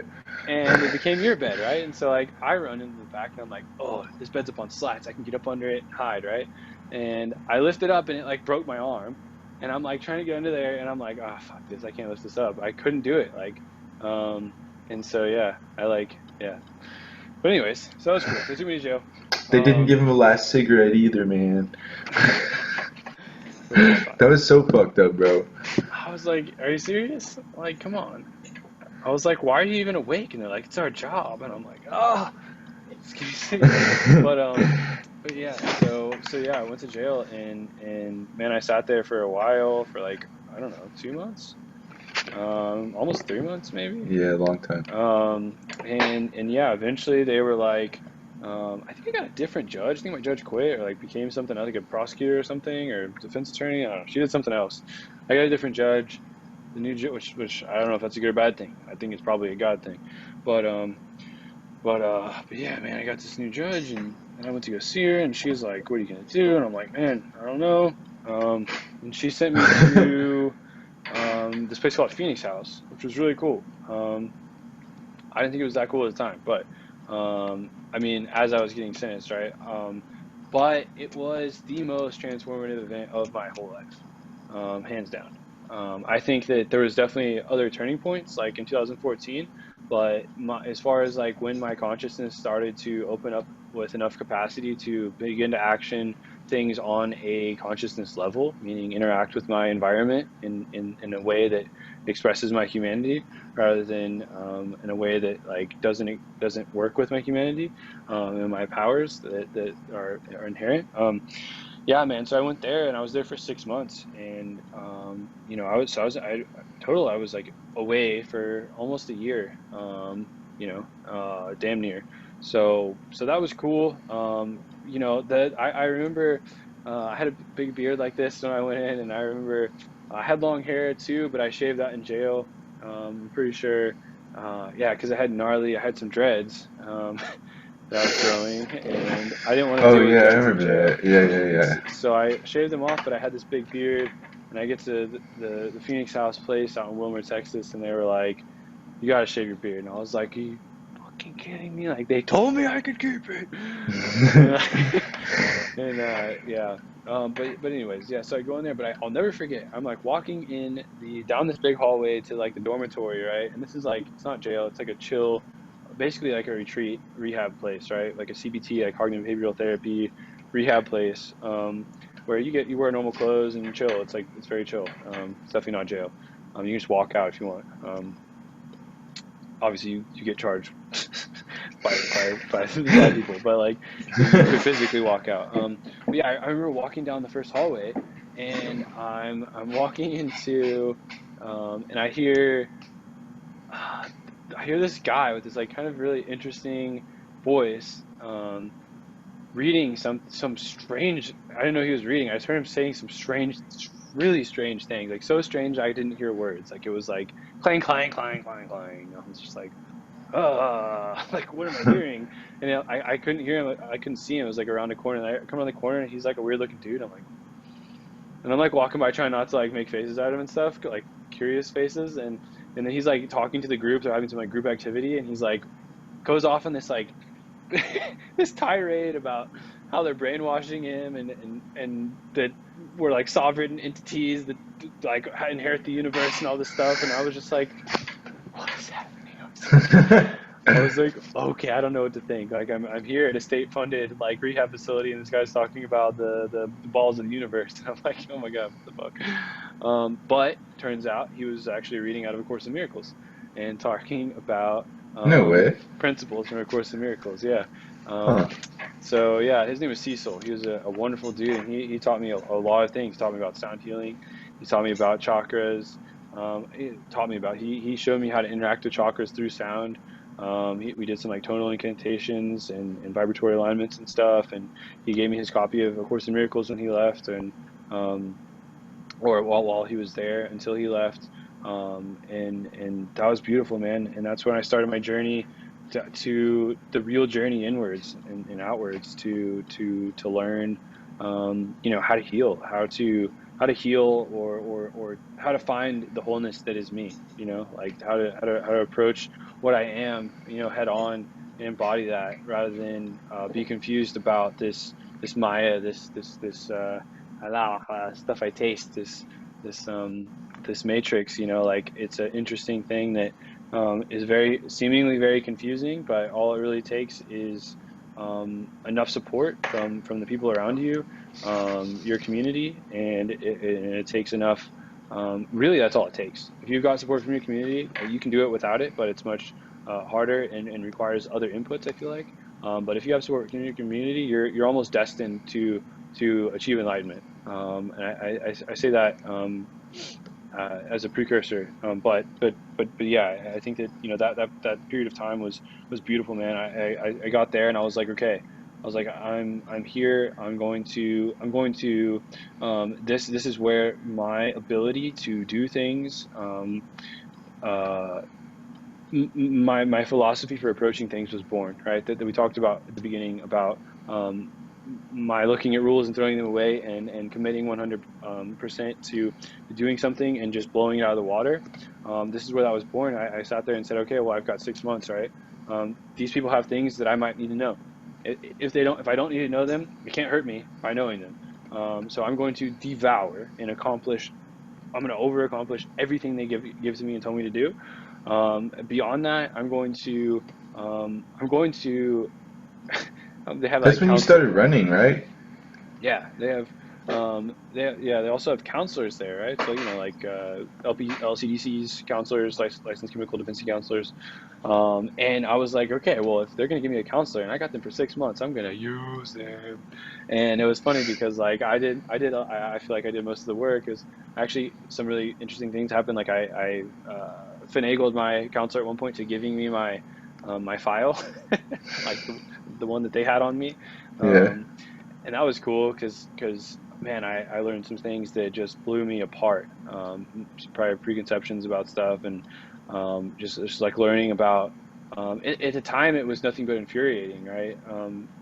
Like some of the stuff, like dad's opinion of my progress in life and what my actions led him to believe about me, right? Meaning, that I was doing drugs, that I was, hopelessly searching for meaning, and blah blah blah, all this stuff, and that he thought I desperately needed help for substances and all this stuff, and among other things. I've forgotten a lot of the specifics, but there was a lot of stuff in there that, looking back, it's like a beautiful love story, right? For my dad, Yeah. but at the time I was like. I like the scene from Hades when Hades like goes whoosh, like Yeah. that's exactly what that did to me. I can imagine.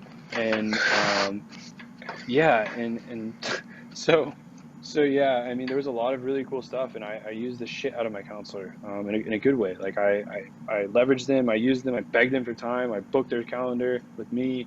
I every time they had an assignment for me, I did that and the next 10 and made up four. And I came in there and dropped bombs on them, and eventually they had nothing else to give me, except their support, right? And that was probably less than halfway through. I was like, okay, I've learned everything, good.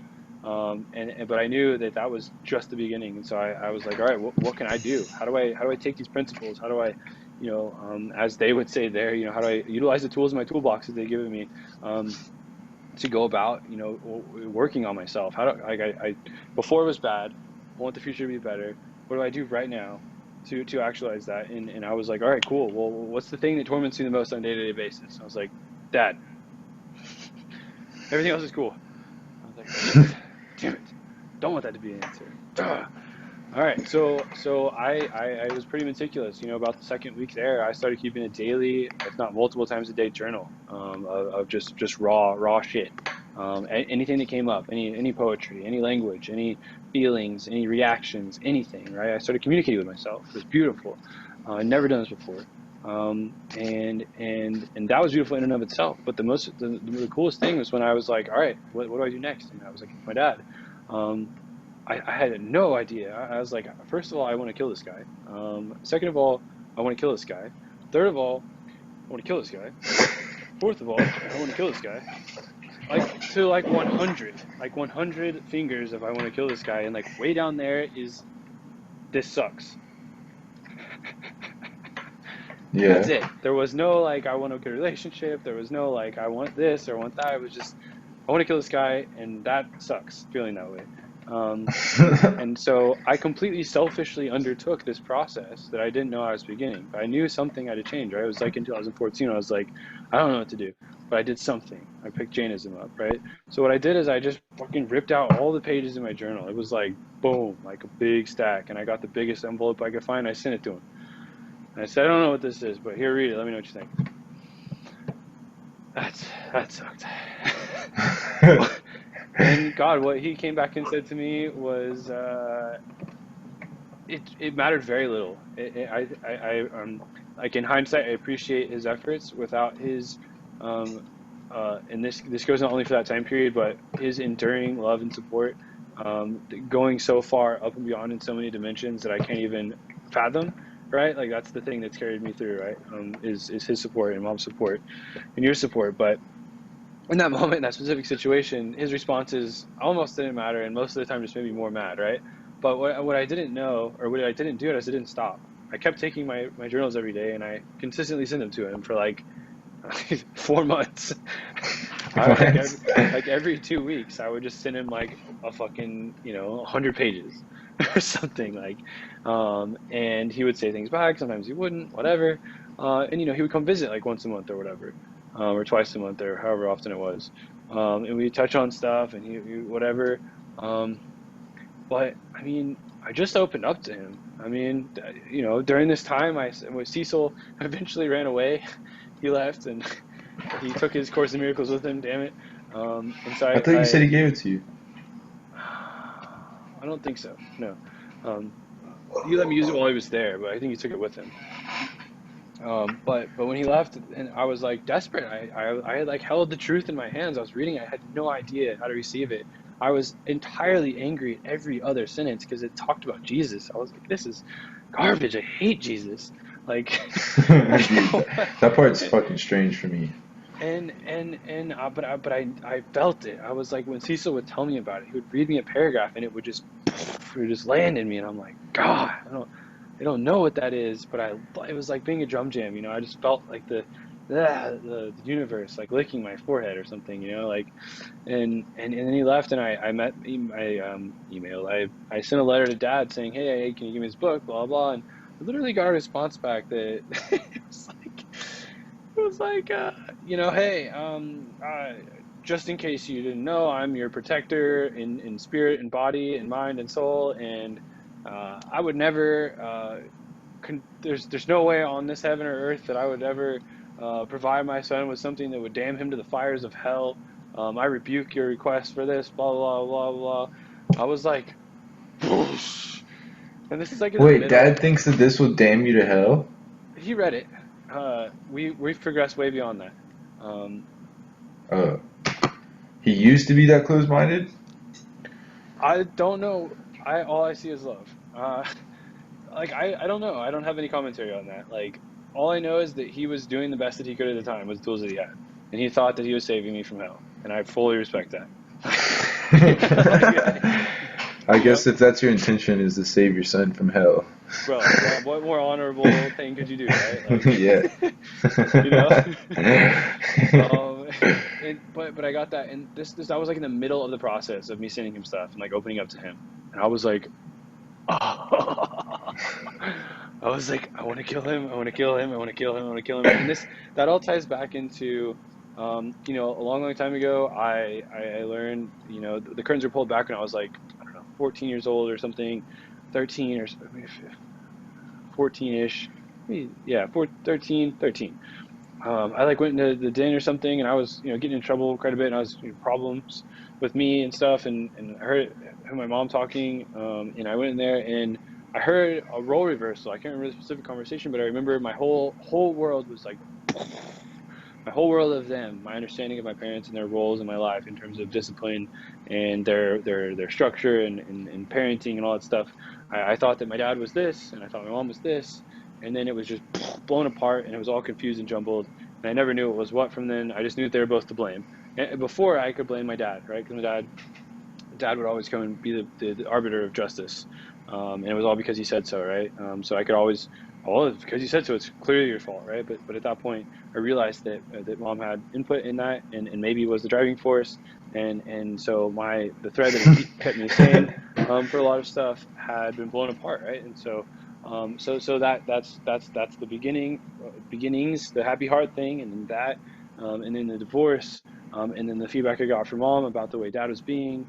um, uh, all this stuff, right? All these things, and probably mountains and mountains of things I can't express because I they're mean, we so got deep. pitted against each other, or we got pitted Yeah, against either one of our parents, which is yeah. ridiculous. And so yeah, so that hatred ran really, really deep. I mean, so deep that what year was that? Like 2012, probably. After, yeah, because Megan was there. Yeah, so 2013 maybe. I was out partying for like a week, and I came back, and God, I don't know how those dates work, but anyways, but Dad was there, and um, no, it must have been 2011. Yeah. Um, and yeah, I had a big party and for a couple of days, and came back and was really, really thrown off on like Xanax or something. And I tried to kill dad with a knife in the front yard, and we had to call the cops on me and all that stuff. So I just say that to I called the say, cops. yeah. So, there's lots of mutual trauma here, but Yeah, the thread is that, there was this deep hatred I learned later, studying Paramahansa Yogananda, studying Autobiography of a Yogi, reading his teachings, reading his commentary on the Bhagavad Gita and his Bible verses, that, there's King Ego, and it's also clear throughout A Course in Miracles that, um, King Ego he's the one that says, because I said so, right? Anytime you hear that, anytime there's an action without justification, or not justification, but because nothing requires justification, but an action, or a demand, that's internally supported, or supposed to be, then that's pure ego. Uh, there's no stone walls, in love, right? There's only open doors, and anytime there's a stone wall, it's pure ego, and it's the ego that sees God, that sees the holy realm of consciousness on the true throne, and wants to usurp it, and institute its own dominion over that kingdom, and that's, that goes all different directions, but yeah, so that's, my ego, when faced with the other egos, right? With Byron's ego, um, with the law's ego, my projected ego into the law, the different things, right? And then my reaction, my ego reaction to that is, how dare you? Because like I'm internalizing that from a young age, this internally supported demand, as the way that it's supposed to be, this despite my rage at it, um, and then projecting that back into this feedback loop where, how dare you do this because it's because I say so. hmm How dare you tell me it's because you say so? yeah, And yeah. so It's so it's this crazy. crazy I think loop. everything that we believe at one point in our life gets flipped. It's fucking ridiculous. Yeah, yeah, and so, like, to close that out, like, I mean, eventually, at Phoenix House, it was this beautiful transformation. I came out of there, Dad picked me up, and I sat down and I got hot just sitting next to him, but it was not as hot. you know, like it was good. It was, I didn't light on fire, you know, like I didn't freak out. And not that I like freak out around dad in general, but but I mean internally, there was no like there was legitimate thought processes and carrying attempts to understand him as a human, the buddings of that after that, and I mean that was the whole thing. I got this beautiful, you know, people ask me like what happened there, like how do you think about that? And man, that was I tell people, and that was I got on one of those runway things, a flat escalator at an airport. They like a moving sidewalk, that's what they call them. And it was on light speed, and it just went for 10 minutes. And I gained 10 years of what it would take me in the normal world, all these distractions, Yeah. of spiritual and consciousness development in 6 months. And it was beautiful. Like I've never, and then, you know, like after that, I came back and I, you know, I did the thing, man. I did the thing for like 2 years straight. I got a little wonky, you know, I had some crazy stuff happen, a couple of times, you know, at the end of those 2 years in 2018. Um, I thought it'd be a good idea to start drinking again a little bit, because but it was so beautiful because They you know, in took off hindsight, your ankle monitor, right? they took off the ankle monitor after I got off a bond. So on probation, I never had an ankle monitor. It was always on my car. Um, after I got out of jail, they put it on my car. Shit, I don't No, remember. no, no. When you got After I out of got out of Phoenix House, they had it back on your ankle again. Really, okay. Yeah, Well, I because had that on then the for reason that you started drinking was because they took the ankle monitor off and put the car monitor on, and you so thought that well, you could get away with it. I don't know about reason, but definitely the contributing environment. Well, that was the changing moment.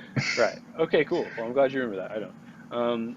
So yeah, apparently that happened 2 years later. I did the thing for 2 years. It was smooth sailing. You know, I did the grind. I got a job.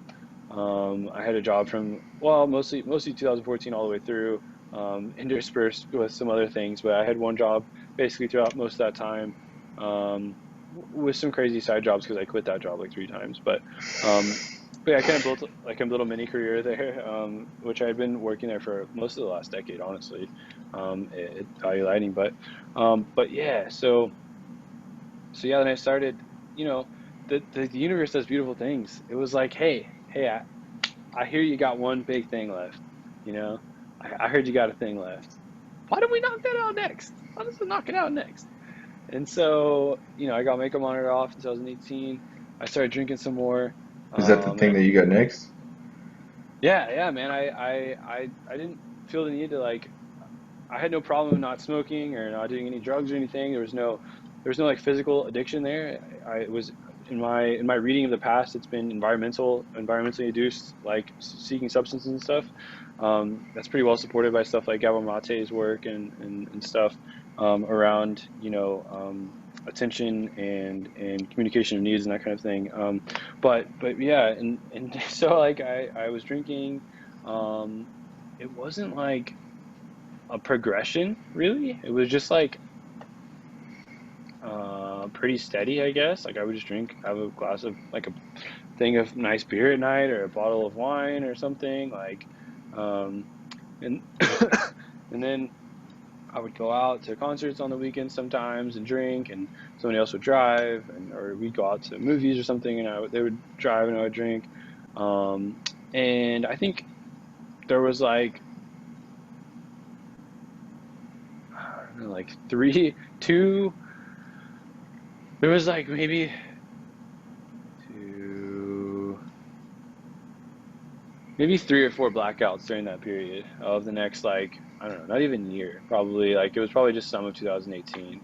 Um, and then yeah, until October, or until July or something. June, you know, it was June. It's like June 25th or something. You're good Um, with dates, man. I can't um, remember my life and dates. I mean, only the big ones stand out, but like, and only anything after like 2011. Um, but, but yeah, you know, that year yeah, there was like a couple of blackouts, meaning I Like drank from so much, drinking? yeah, meaning I drank so much I couldn't remember stuff. So, those were kind of alarming, cause yeah, that's blackouts. I guess if they're not alarming, that's a bad thing, right? So they weren't alarming enough, apparently. because I went out for, towards the end of that, I went out to, what was it? I want to say it was my friend's. Oh, I went out to a concert with my buddy Josh. It was I want to say the Ansible concert. It was some metal concert, down at Trees, I want to say. And yeah, I was drinking, my go-to drink because I was like doing keto, was like, double Bacardi sodas or quadruple Bacardi sodas. Jesus, Come, dude. keep them coming. Um, and so yeah, man, I got some interesting stories from people that saw me that night. Apparently I was a little belligerent, and a little angry. But yeah, man, I ended up going back to their house, and staying night there. And I woke up in the morning and waited all the way until like 1 p.m. to leave. And apparently I was still drunk because I got my car and failed the breathalyzer test because I had a breathalyzer in my car. Which, we stopped drinking at like, I don't know, like midnight. I was still drunk at like 13 hours later. So it was Jesus. a lot. But yeah, so then I failed that, man, and then I drove down the street a little bit and then pulled over and threw up a little bit and then kept driving. That's like one of the only times I've ever done that, like throwing up the morning after. But Really? yeah, I know you do that a lot. No, no, no, no, no. Just my 21st birthday celebration, man. I don't throw up the morning after. I throw up from eating too much. That root beer, bro. That root beer. Dude, I got no, you. We killed you. bro. Dude, that wasn't root beer beer. That was root beer and shitty wine sake bottoms. Um, Anyways, so yeah, man, and then I got arrested not too long. I called my PO the next day. I was like, "Yo, that's what I did. What should I do?" And they're like, "Yo, thanks for letting me know. Like, I'll let your whoever know, and after you do your next monthly report for your car thing, it'll probably go to court, and I'll report it to the judge." And I was like, "All right, well, great." And so, I wrote up some stuff. I started voluntarily going back to AA meetings and stuff. And, I've since 2012, 2011, I've been going to AA on and off, and NA, Narcotics Anonymous, Alcoholics Anonymous, sometimes Cocaine Anonymous, for various things, whether it be court or whether it be because Dad told me I needed to get my shit together or whatever. I don't have a problem going and hanging out with people. I never really identified too much with their stuff, in hindsight. And currently, I attend the meeting sometimes because it, just like everything else, it encapsulates all truth in the system. The 12 steps are a beautiful, beautiful system with one goal, which is to give you a spiritual experience and give you the tools to spread that experience to others, and to can perpetuate that through your life, the result of that. So definitely a beautiful thing. But yes, I did that, and then eventually I got locked up again, and man, I stayed in jail for like 60 days or something, 30 days, 60 days, something like that, like 2 months. And October came, and they were gonna send me away for like six months or 2 years or something. They're gonna send me away to some hardcore rehab place down in South Texas. And the day I got called, like the day it was my court day, I was expecting to go in front of the judge and her to send me away for a long time, and well, a long time. And my lawyer, who was like a pro bono court appointed lawyer, comes like calls me out from the jail cell. In the jail, they hadn't even taken me down to court. She calls me out and she's crying, and I'm like, I don't know what to do in this situation. I've never imagined this would be where I find myself. And she's like, I don't know what happened, Zach, but the judge just told me that you can go. I was like, what? She's like, yeah, you can go. There's no conditions. You're good to go. Just go back on probation like you were, and that's it. Wait, I didn't was you go like, to jail for 30 days? no, I went to jail for like 60 days, but I was in jail, and then when this happened, Oh, and she randomly just said, hey. it wasn't like it wasn't like she randomly said this. She did a complete 180 from this is what's going to happen. Like the judge, out of her mouth had come, I'm going to send him away to this place. And the day that I And was so that supposed was to going to be for go, the rest of your probation, no, right? it would have probably been anywhere from 6 months to 2 years at this place down in South Texas.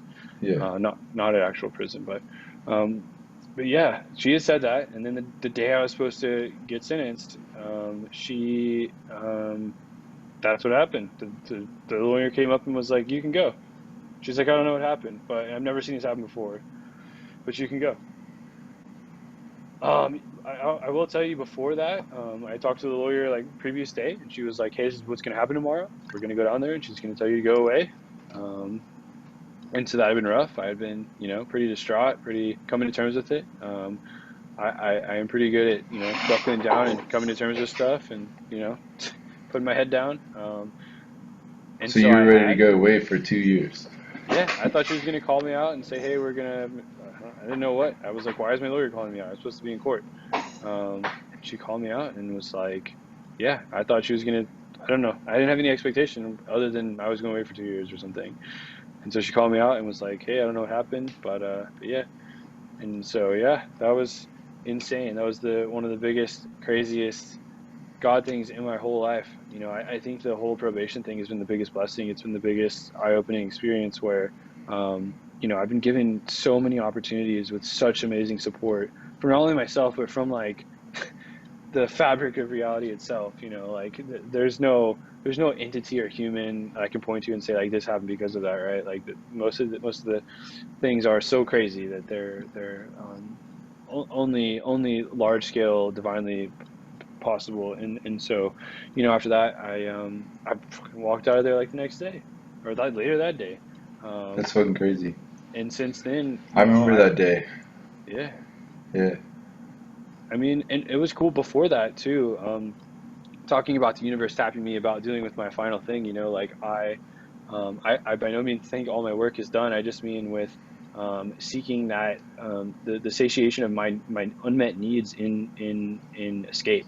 Um, those things. The day that I blew dirty, right? The next day, I think I was like thinking about it. And I'm like freaking out. I'm like having this dark swimming feelings of unexpressible feelings again, um, and which I hadn't felt in a while. And then I was just like ding, and all of my, people say their life flashes before their eyes and they die, and like all of my drinking experience as ever, just like panorama, dude, just like, and I'm like, I was just like thunk. It's like, oh, wow, that's over. All right, I'm good. I'm good. Um, it was so cool. It was just like this. It wasn't like being free of something. It was the most casual, like I just said hello to someone passing on the street. It was just like, very cool. We're good. And the um, I have, today my philosophy is the same. It wasn't as well thought out then, but it's always been this, I guess, developing into this, being able to be articulated. But I think that, we live a beautiful human life full of beautiful human experiences. I think all of those human experiences are our birthright, Hmm. whether that's substances, whether that's, alcohol, whether that's jumping off buildings with parachutes on, whether that's driving the speed limit, whether that's and thinking about how many lives you're saving, whether that's writing recommendations for people's jobs without them asking you to, whether that's smoking hashish in a dark, dirty den, uh, underground.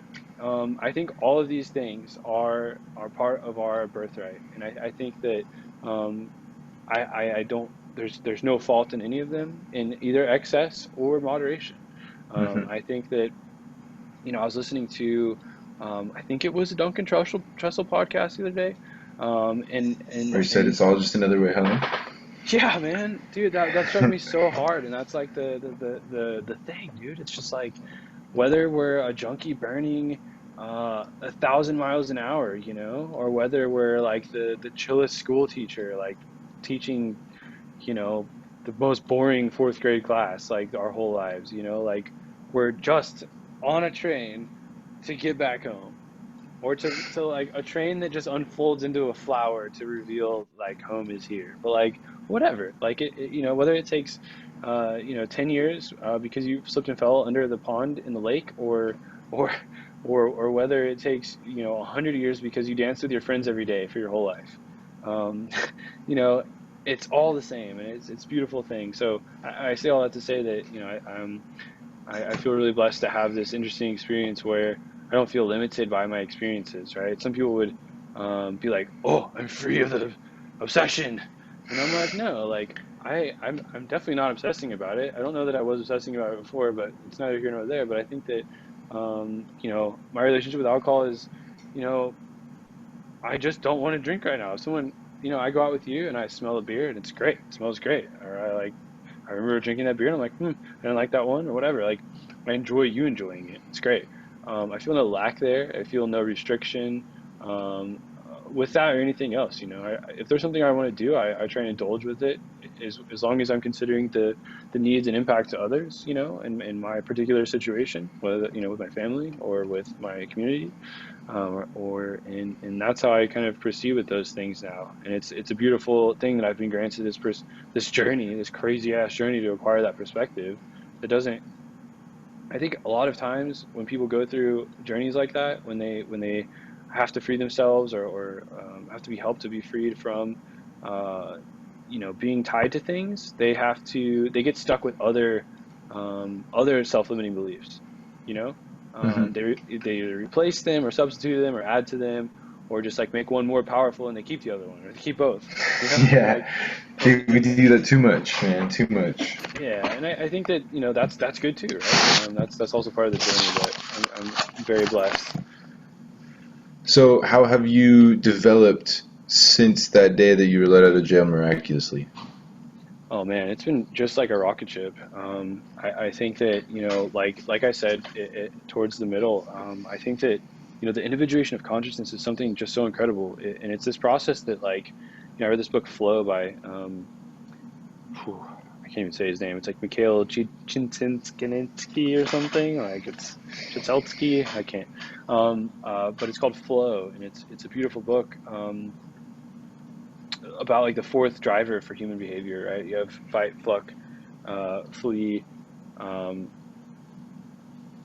food. Fight, food, fuck, flow. There we go. Um, I do fuck fuck. yes. But yeah. Normally there's only three, and he posits that there's a fourth flow, and that a lot of new consciousness, investigation is uncovering that. I think that this has been a wild ride. It's been an experience where I'm starting to get to a place where I'm going to feel comfortable calling myself an athlete. I think that that's a beautiful experience, right? I've played sports my whole life, and never once was I even minutely close to being an athlete. I say my whole life for 30%. Um, but you play sports your whole life, but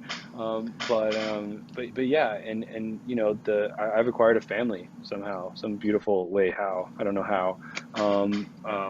A small, beautiful little family, a bunch of girls who are so wonderful, and that's beautiful. My relationship with Byron has continued to deepen to just Byron is our unimaginable, father.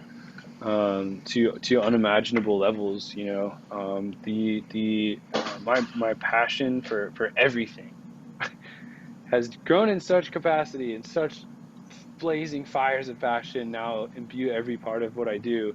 It's um it's most people shrink from it. Like, and I love it, not that they shrink from it, but that I feel that way. Like, I approach something, and if I can get enough of my mind out of the way, my engagement with it is just unbearably incredible to experience from a that's weird to say, right? My engagement is unbearably beautiful to experience by me. Hmm. um, you know, because there's so many things that I do that, or everything that I do, right? There's this dual perspective, right? I can be in that moment in my body, I can be in that moment in my consciousness too, right? Which are two different things. And I think they're definitely tied together, on a lot of different levels. But I think at the ultimate levels, there's large differentiation there. And I think that, continuing practice, man, developing more practices, right? I think that there's a really cool thing that I try and do, and that is kind of a budding thing in my life, but is trying to do more things, right? But to not to do things, but to form more practices, and to I used to think that. if I could have everything on autopilot, I'd have more time to do things I want. And while that's sort of true, it's also not true, because we're not autopilots. I'm not an autopilot. Yeah. I'm Zach, Yeah. and You what gotta I love do the think, process. yeah, and it's about mindfully engage. To me, now it's about learning how to mindfully engage with process, and figuring out how to be completely true in doing that, right? Like the thing we talked about at the beginning about my resume. Like I'm endeavoring to do something truer than I've ever done before in my job searching career. Like I've never had a thing that I could say, this is me. Can I work for you? Or do you want to talk to me? I don't even care if I can work for someone, really. When I hand someone a resume, this resume that I hand someone, I want it to be like, I'd like to talk to that person, and I'd like to talk to them, right? If they want to talk to me by reading that document. Right. I don't care about the job, really. I'm interested if you're interested. You want to talk? But that's kind of the theme, right? I think that finding, you know, I think the search for meaning, defines a lot of the things that I engage in nowadays. Since then, it's finding, I have some sort of framework, some sort of metaphysical framework, some sort of um, uh, big words like, ontology. I don't, lots of things, frameworks, sizes, locations, um, interactions, plugins, um, source codes. I feel like I have a connection to it, a relationship with it, of the universe.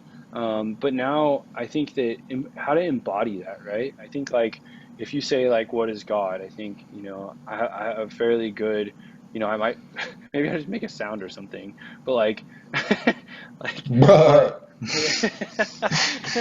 but, um.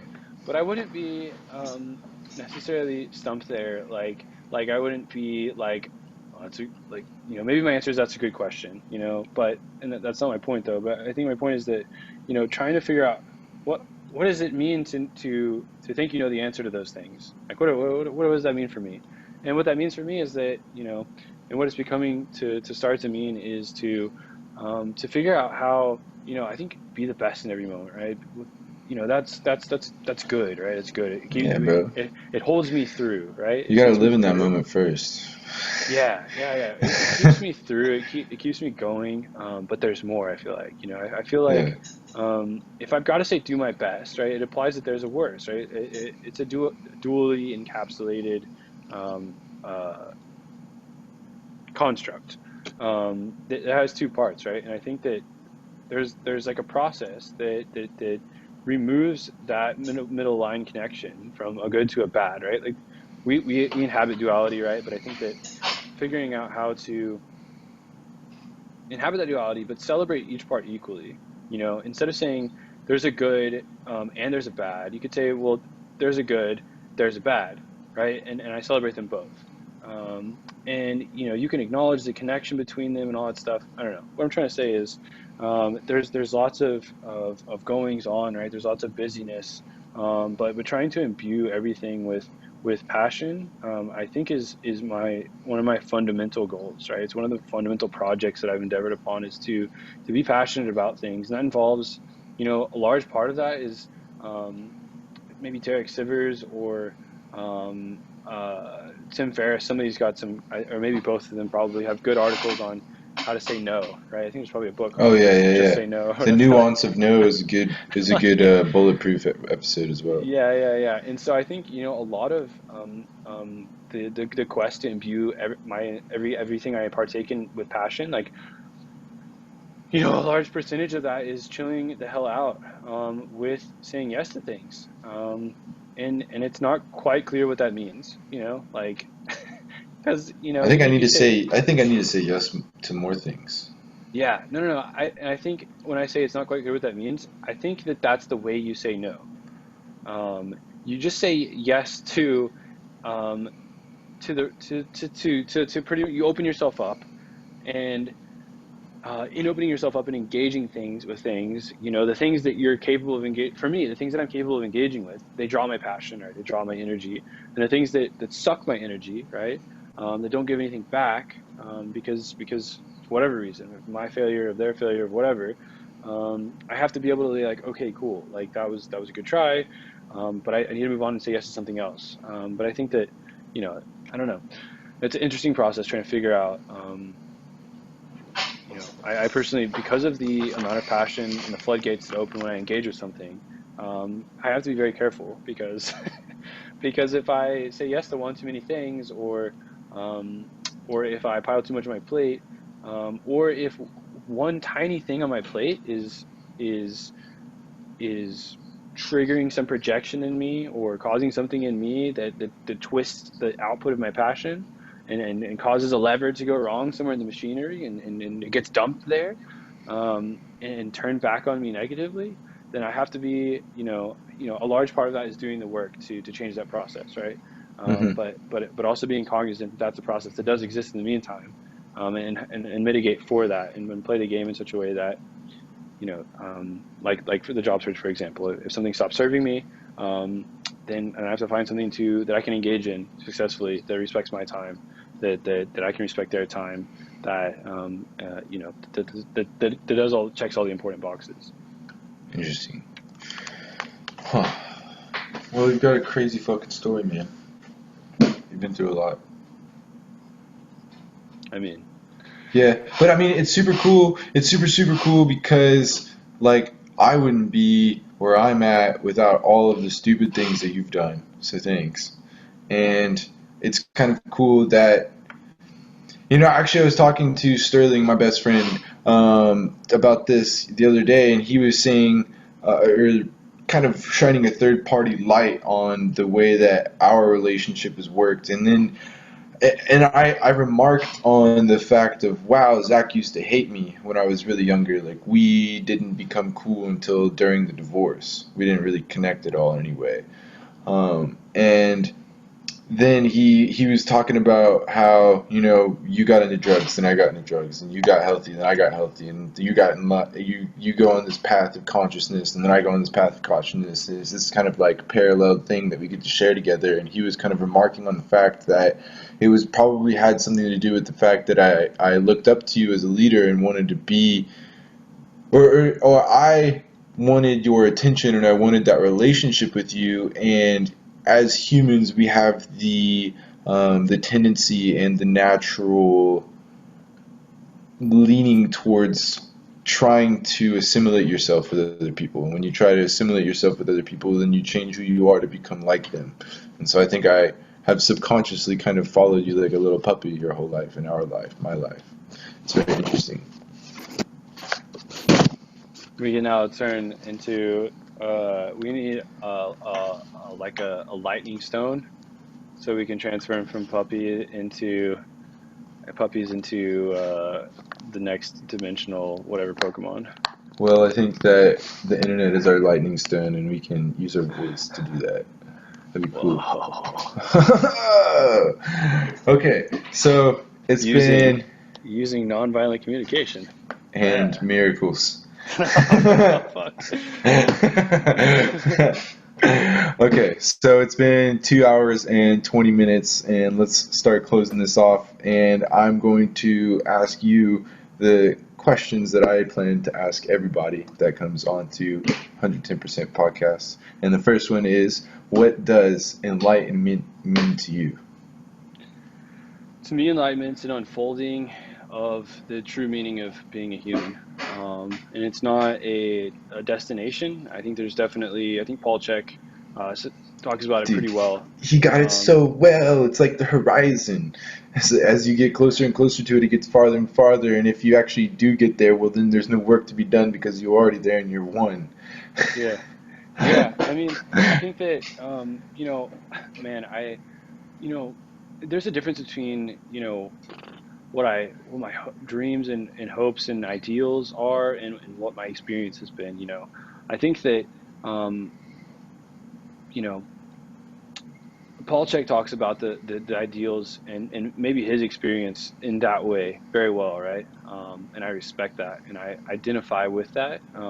But in a idealistic sense personally, because I haven't had that experience.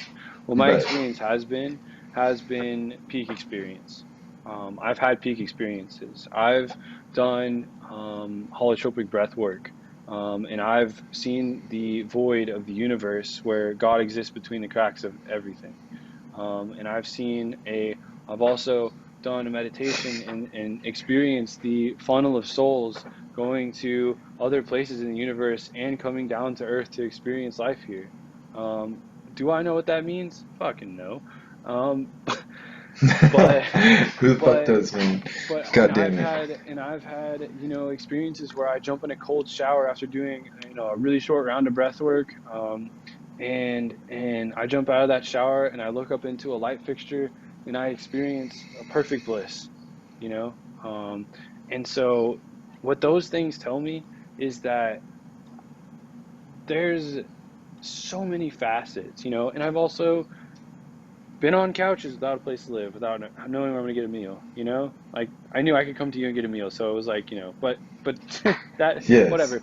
But um, but I've also been there, and that sucked ass, subjectively at the time, and it was dark and it was fucking horrible, and so I mean, what that lends me tells me is that despite the seeming the tendency for things to become mundane, that that's just that's a that's like an evolutionary process that we have to um Computer died. why? Because I forgot to plug it in. I put because Oh God. I moved my laptop from throughout my house and I brought it in here and I dunked the cord right where it's supposed to go and then just forgot that last step. Right. Okay, let's wrap it Hey, up. Where did I cut off for you?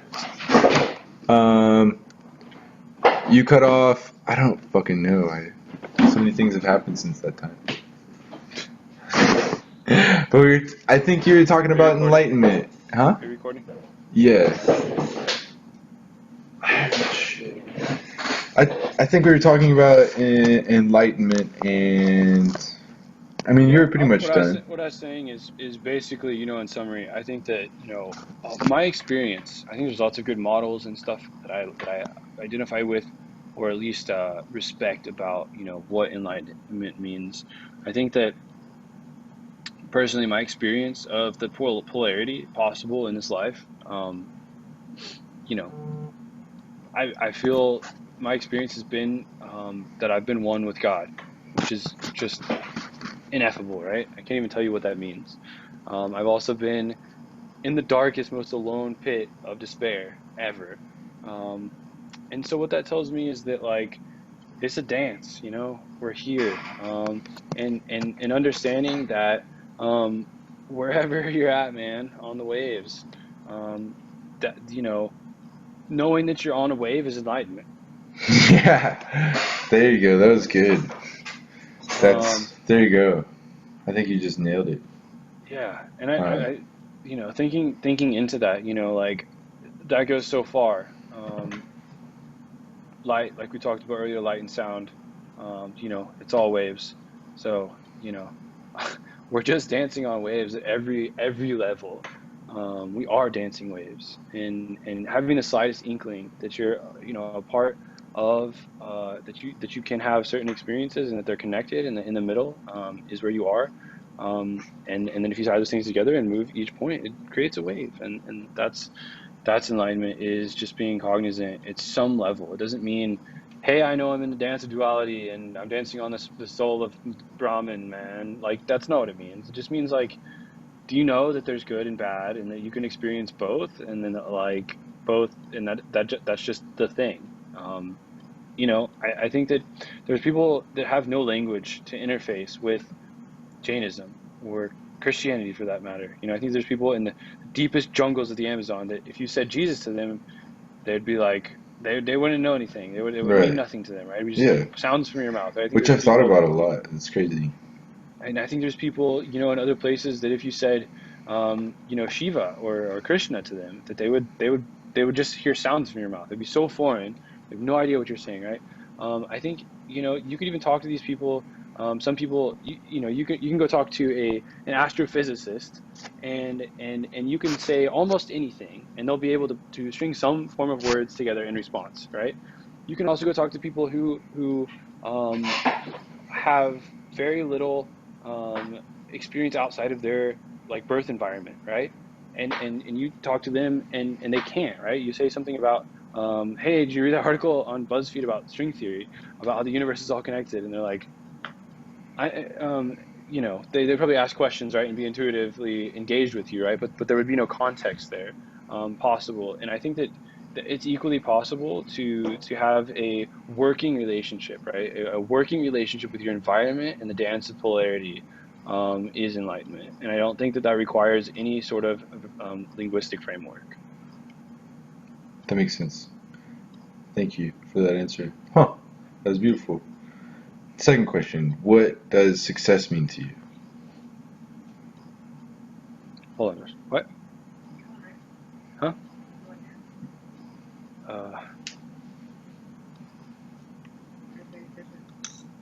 You can do whatever you want, babe.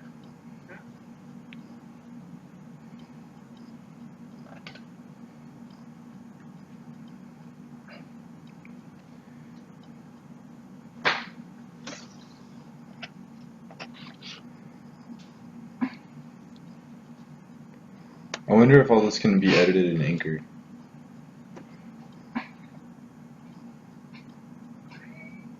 Okay, what were you saying? I wonder if all of this can be edited in Anchor. No. What were you actually saying? What does success mean to you? I mean, I think that's a similar answer. I think that success is a journey. It's a process, right? It's a becoming. It's a being. Success is mostly a figment of cultural nonsense. I think that even asking that question, it's like it's kind of like what we were talking about earlier about asking any question in the actual reality, right? The question mark itself does not make sense. Yeah. Even in this reality, like I feel like my experience, like what is success, right? I think I can have success in accomplishing my goals or goals set out for me or ideals, attaining, markers on the road to ideals that I've set forth, right? I can, the action version of that word, success, I think is very real and very tangible, and it's very intuitive, right? If I succeed at putting a basketball in a basketball goal, right, that is tangible. That's an actionable observation, right? I think success in terms of, it changes depending on the context, right?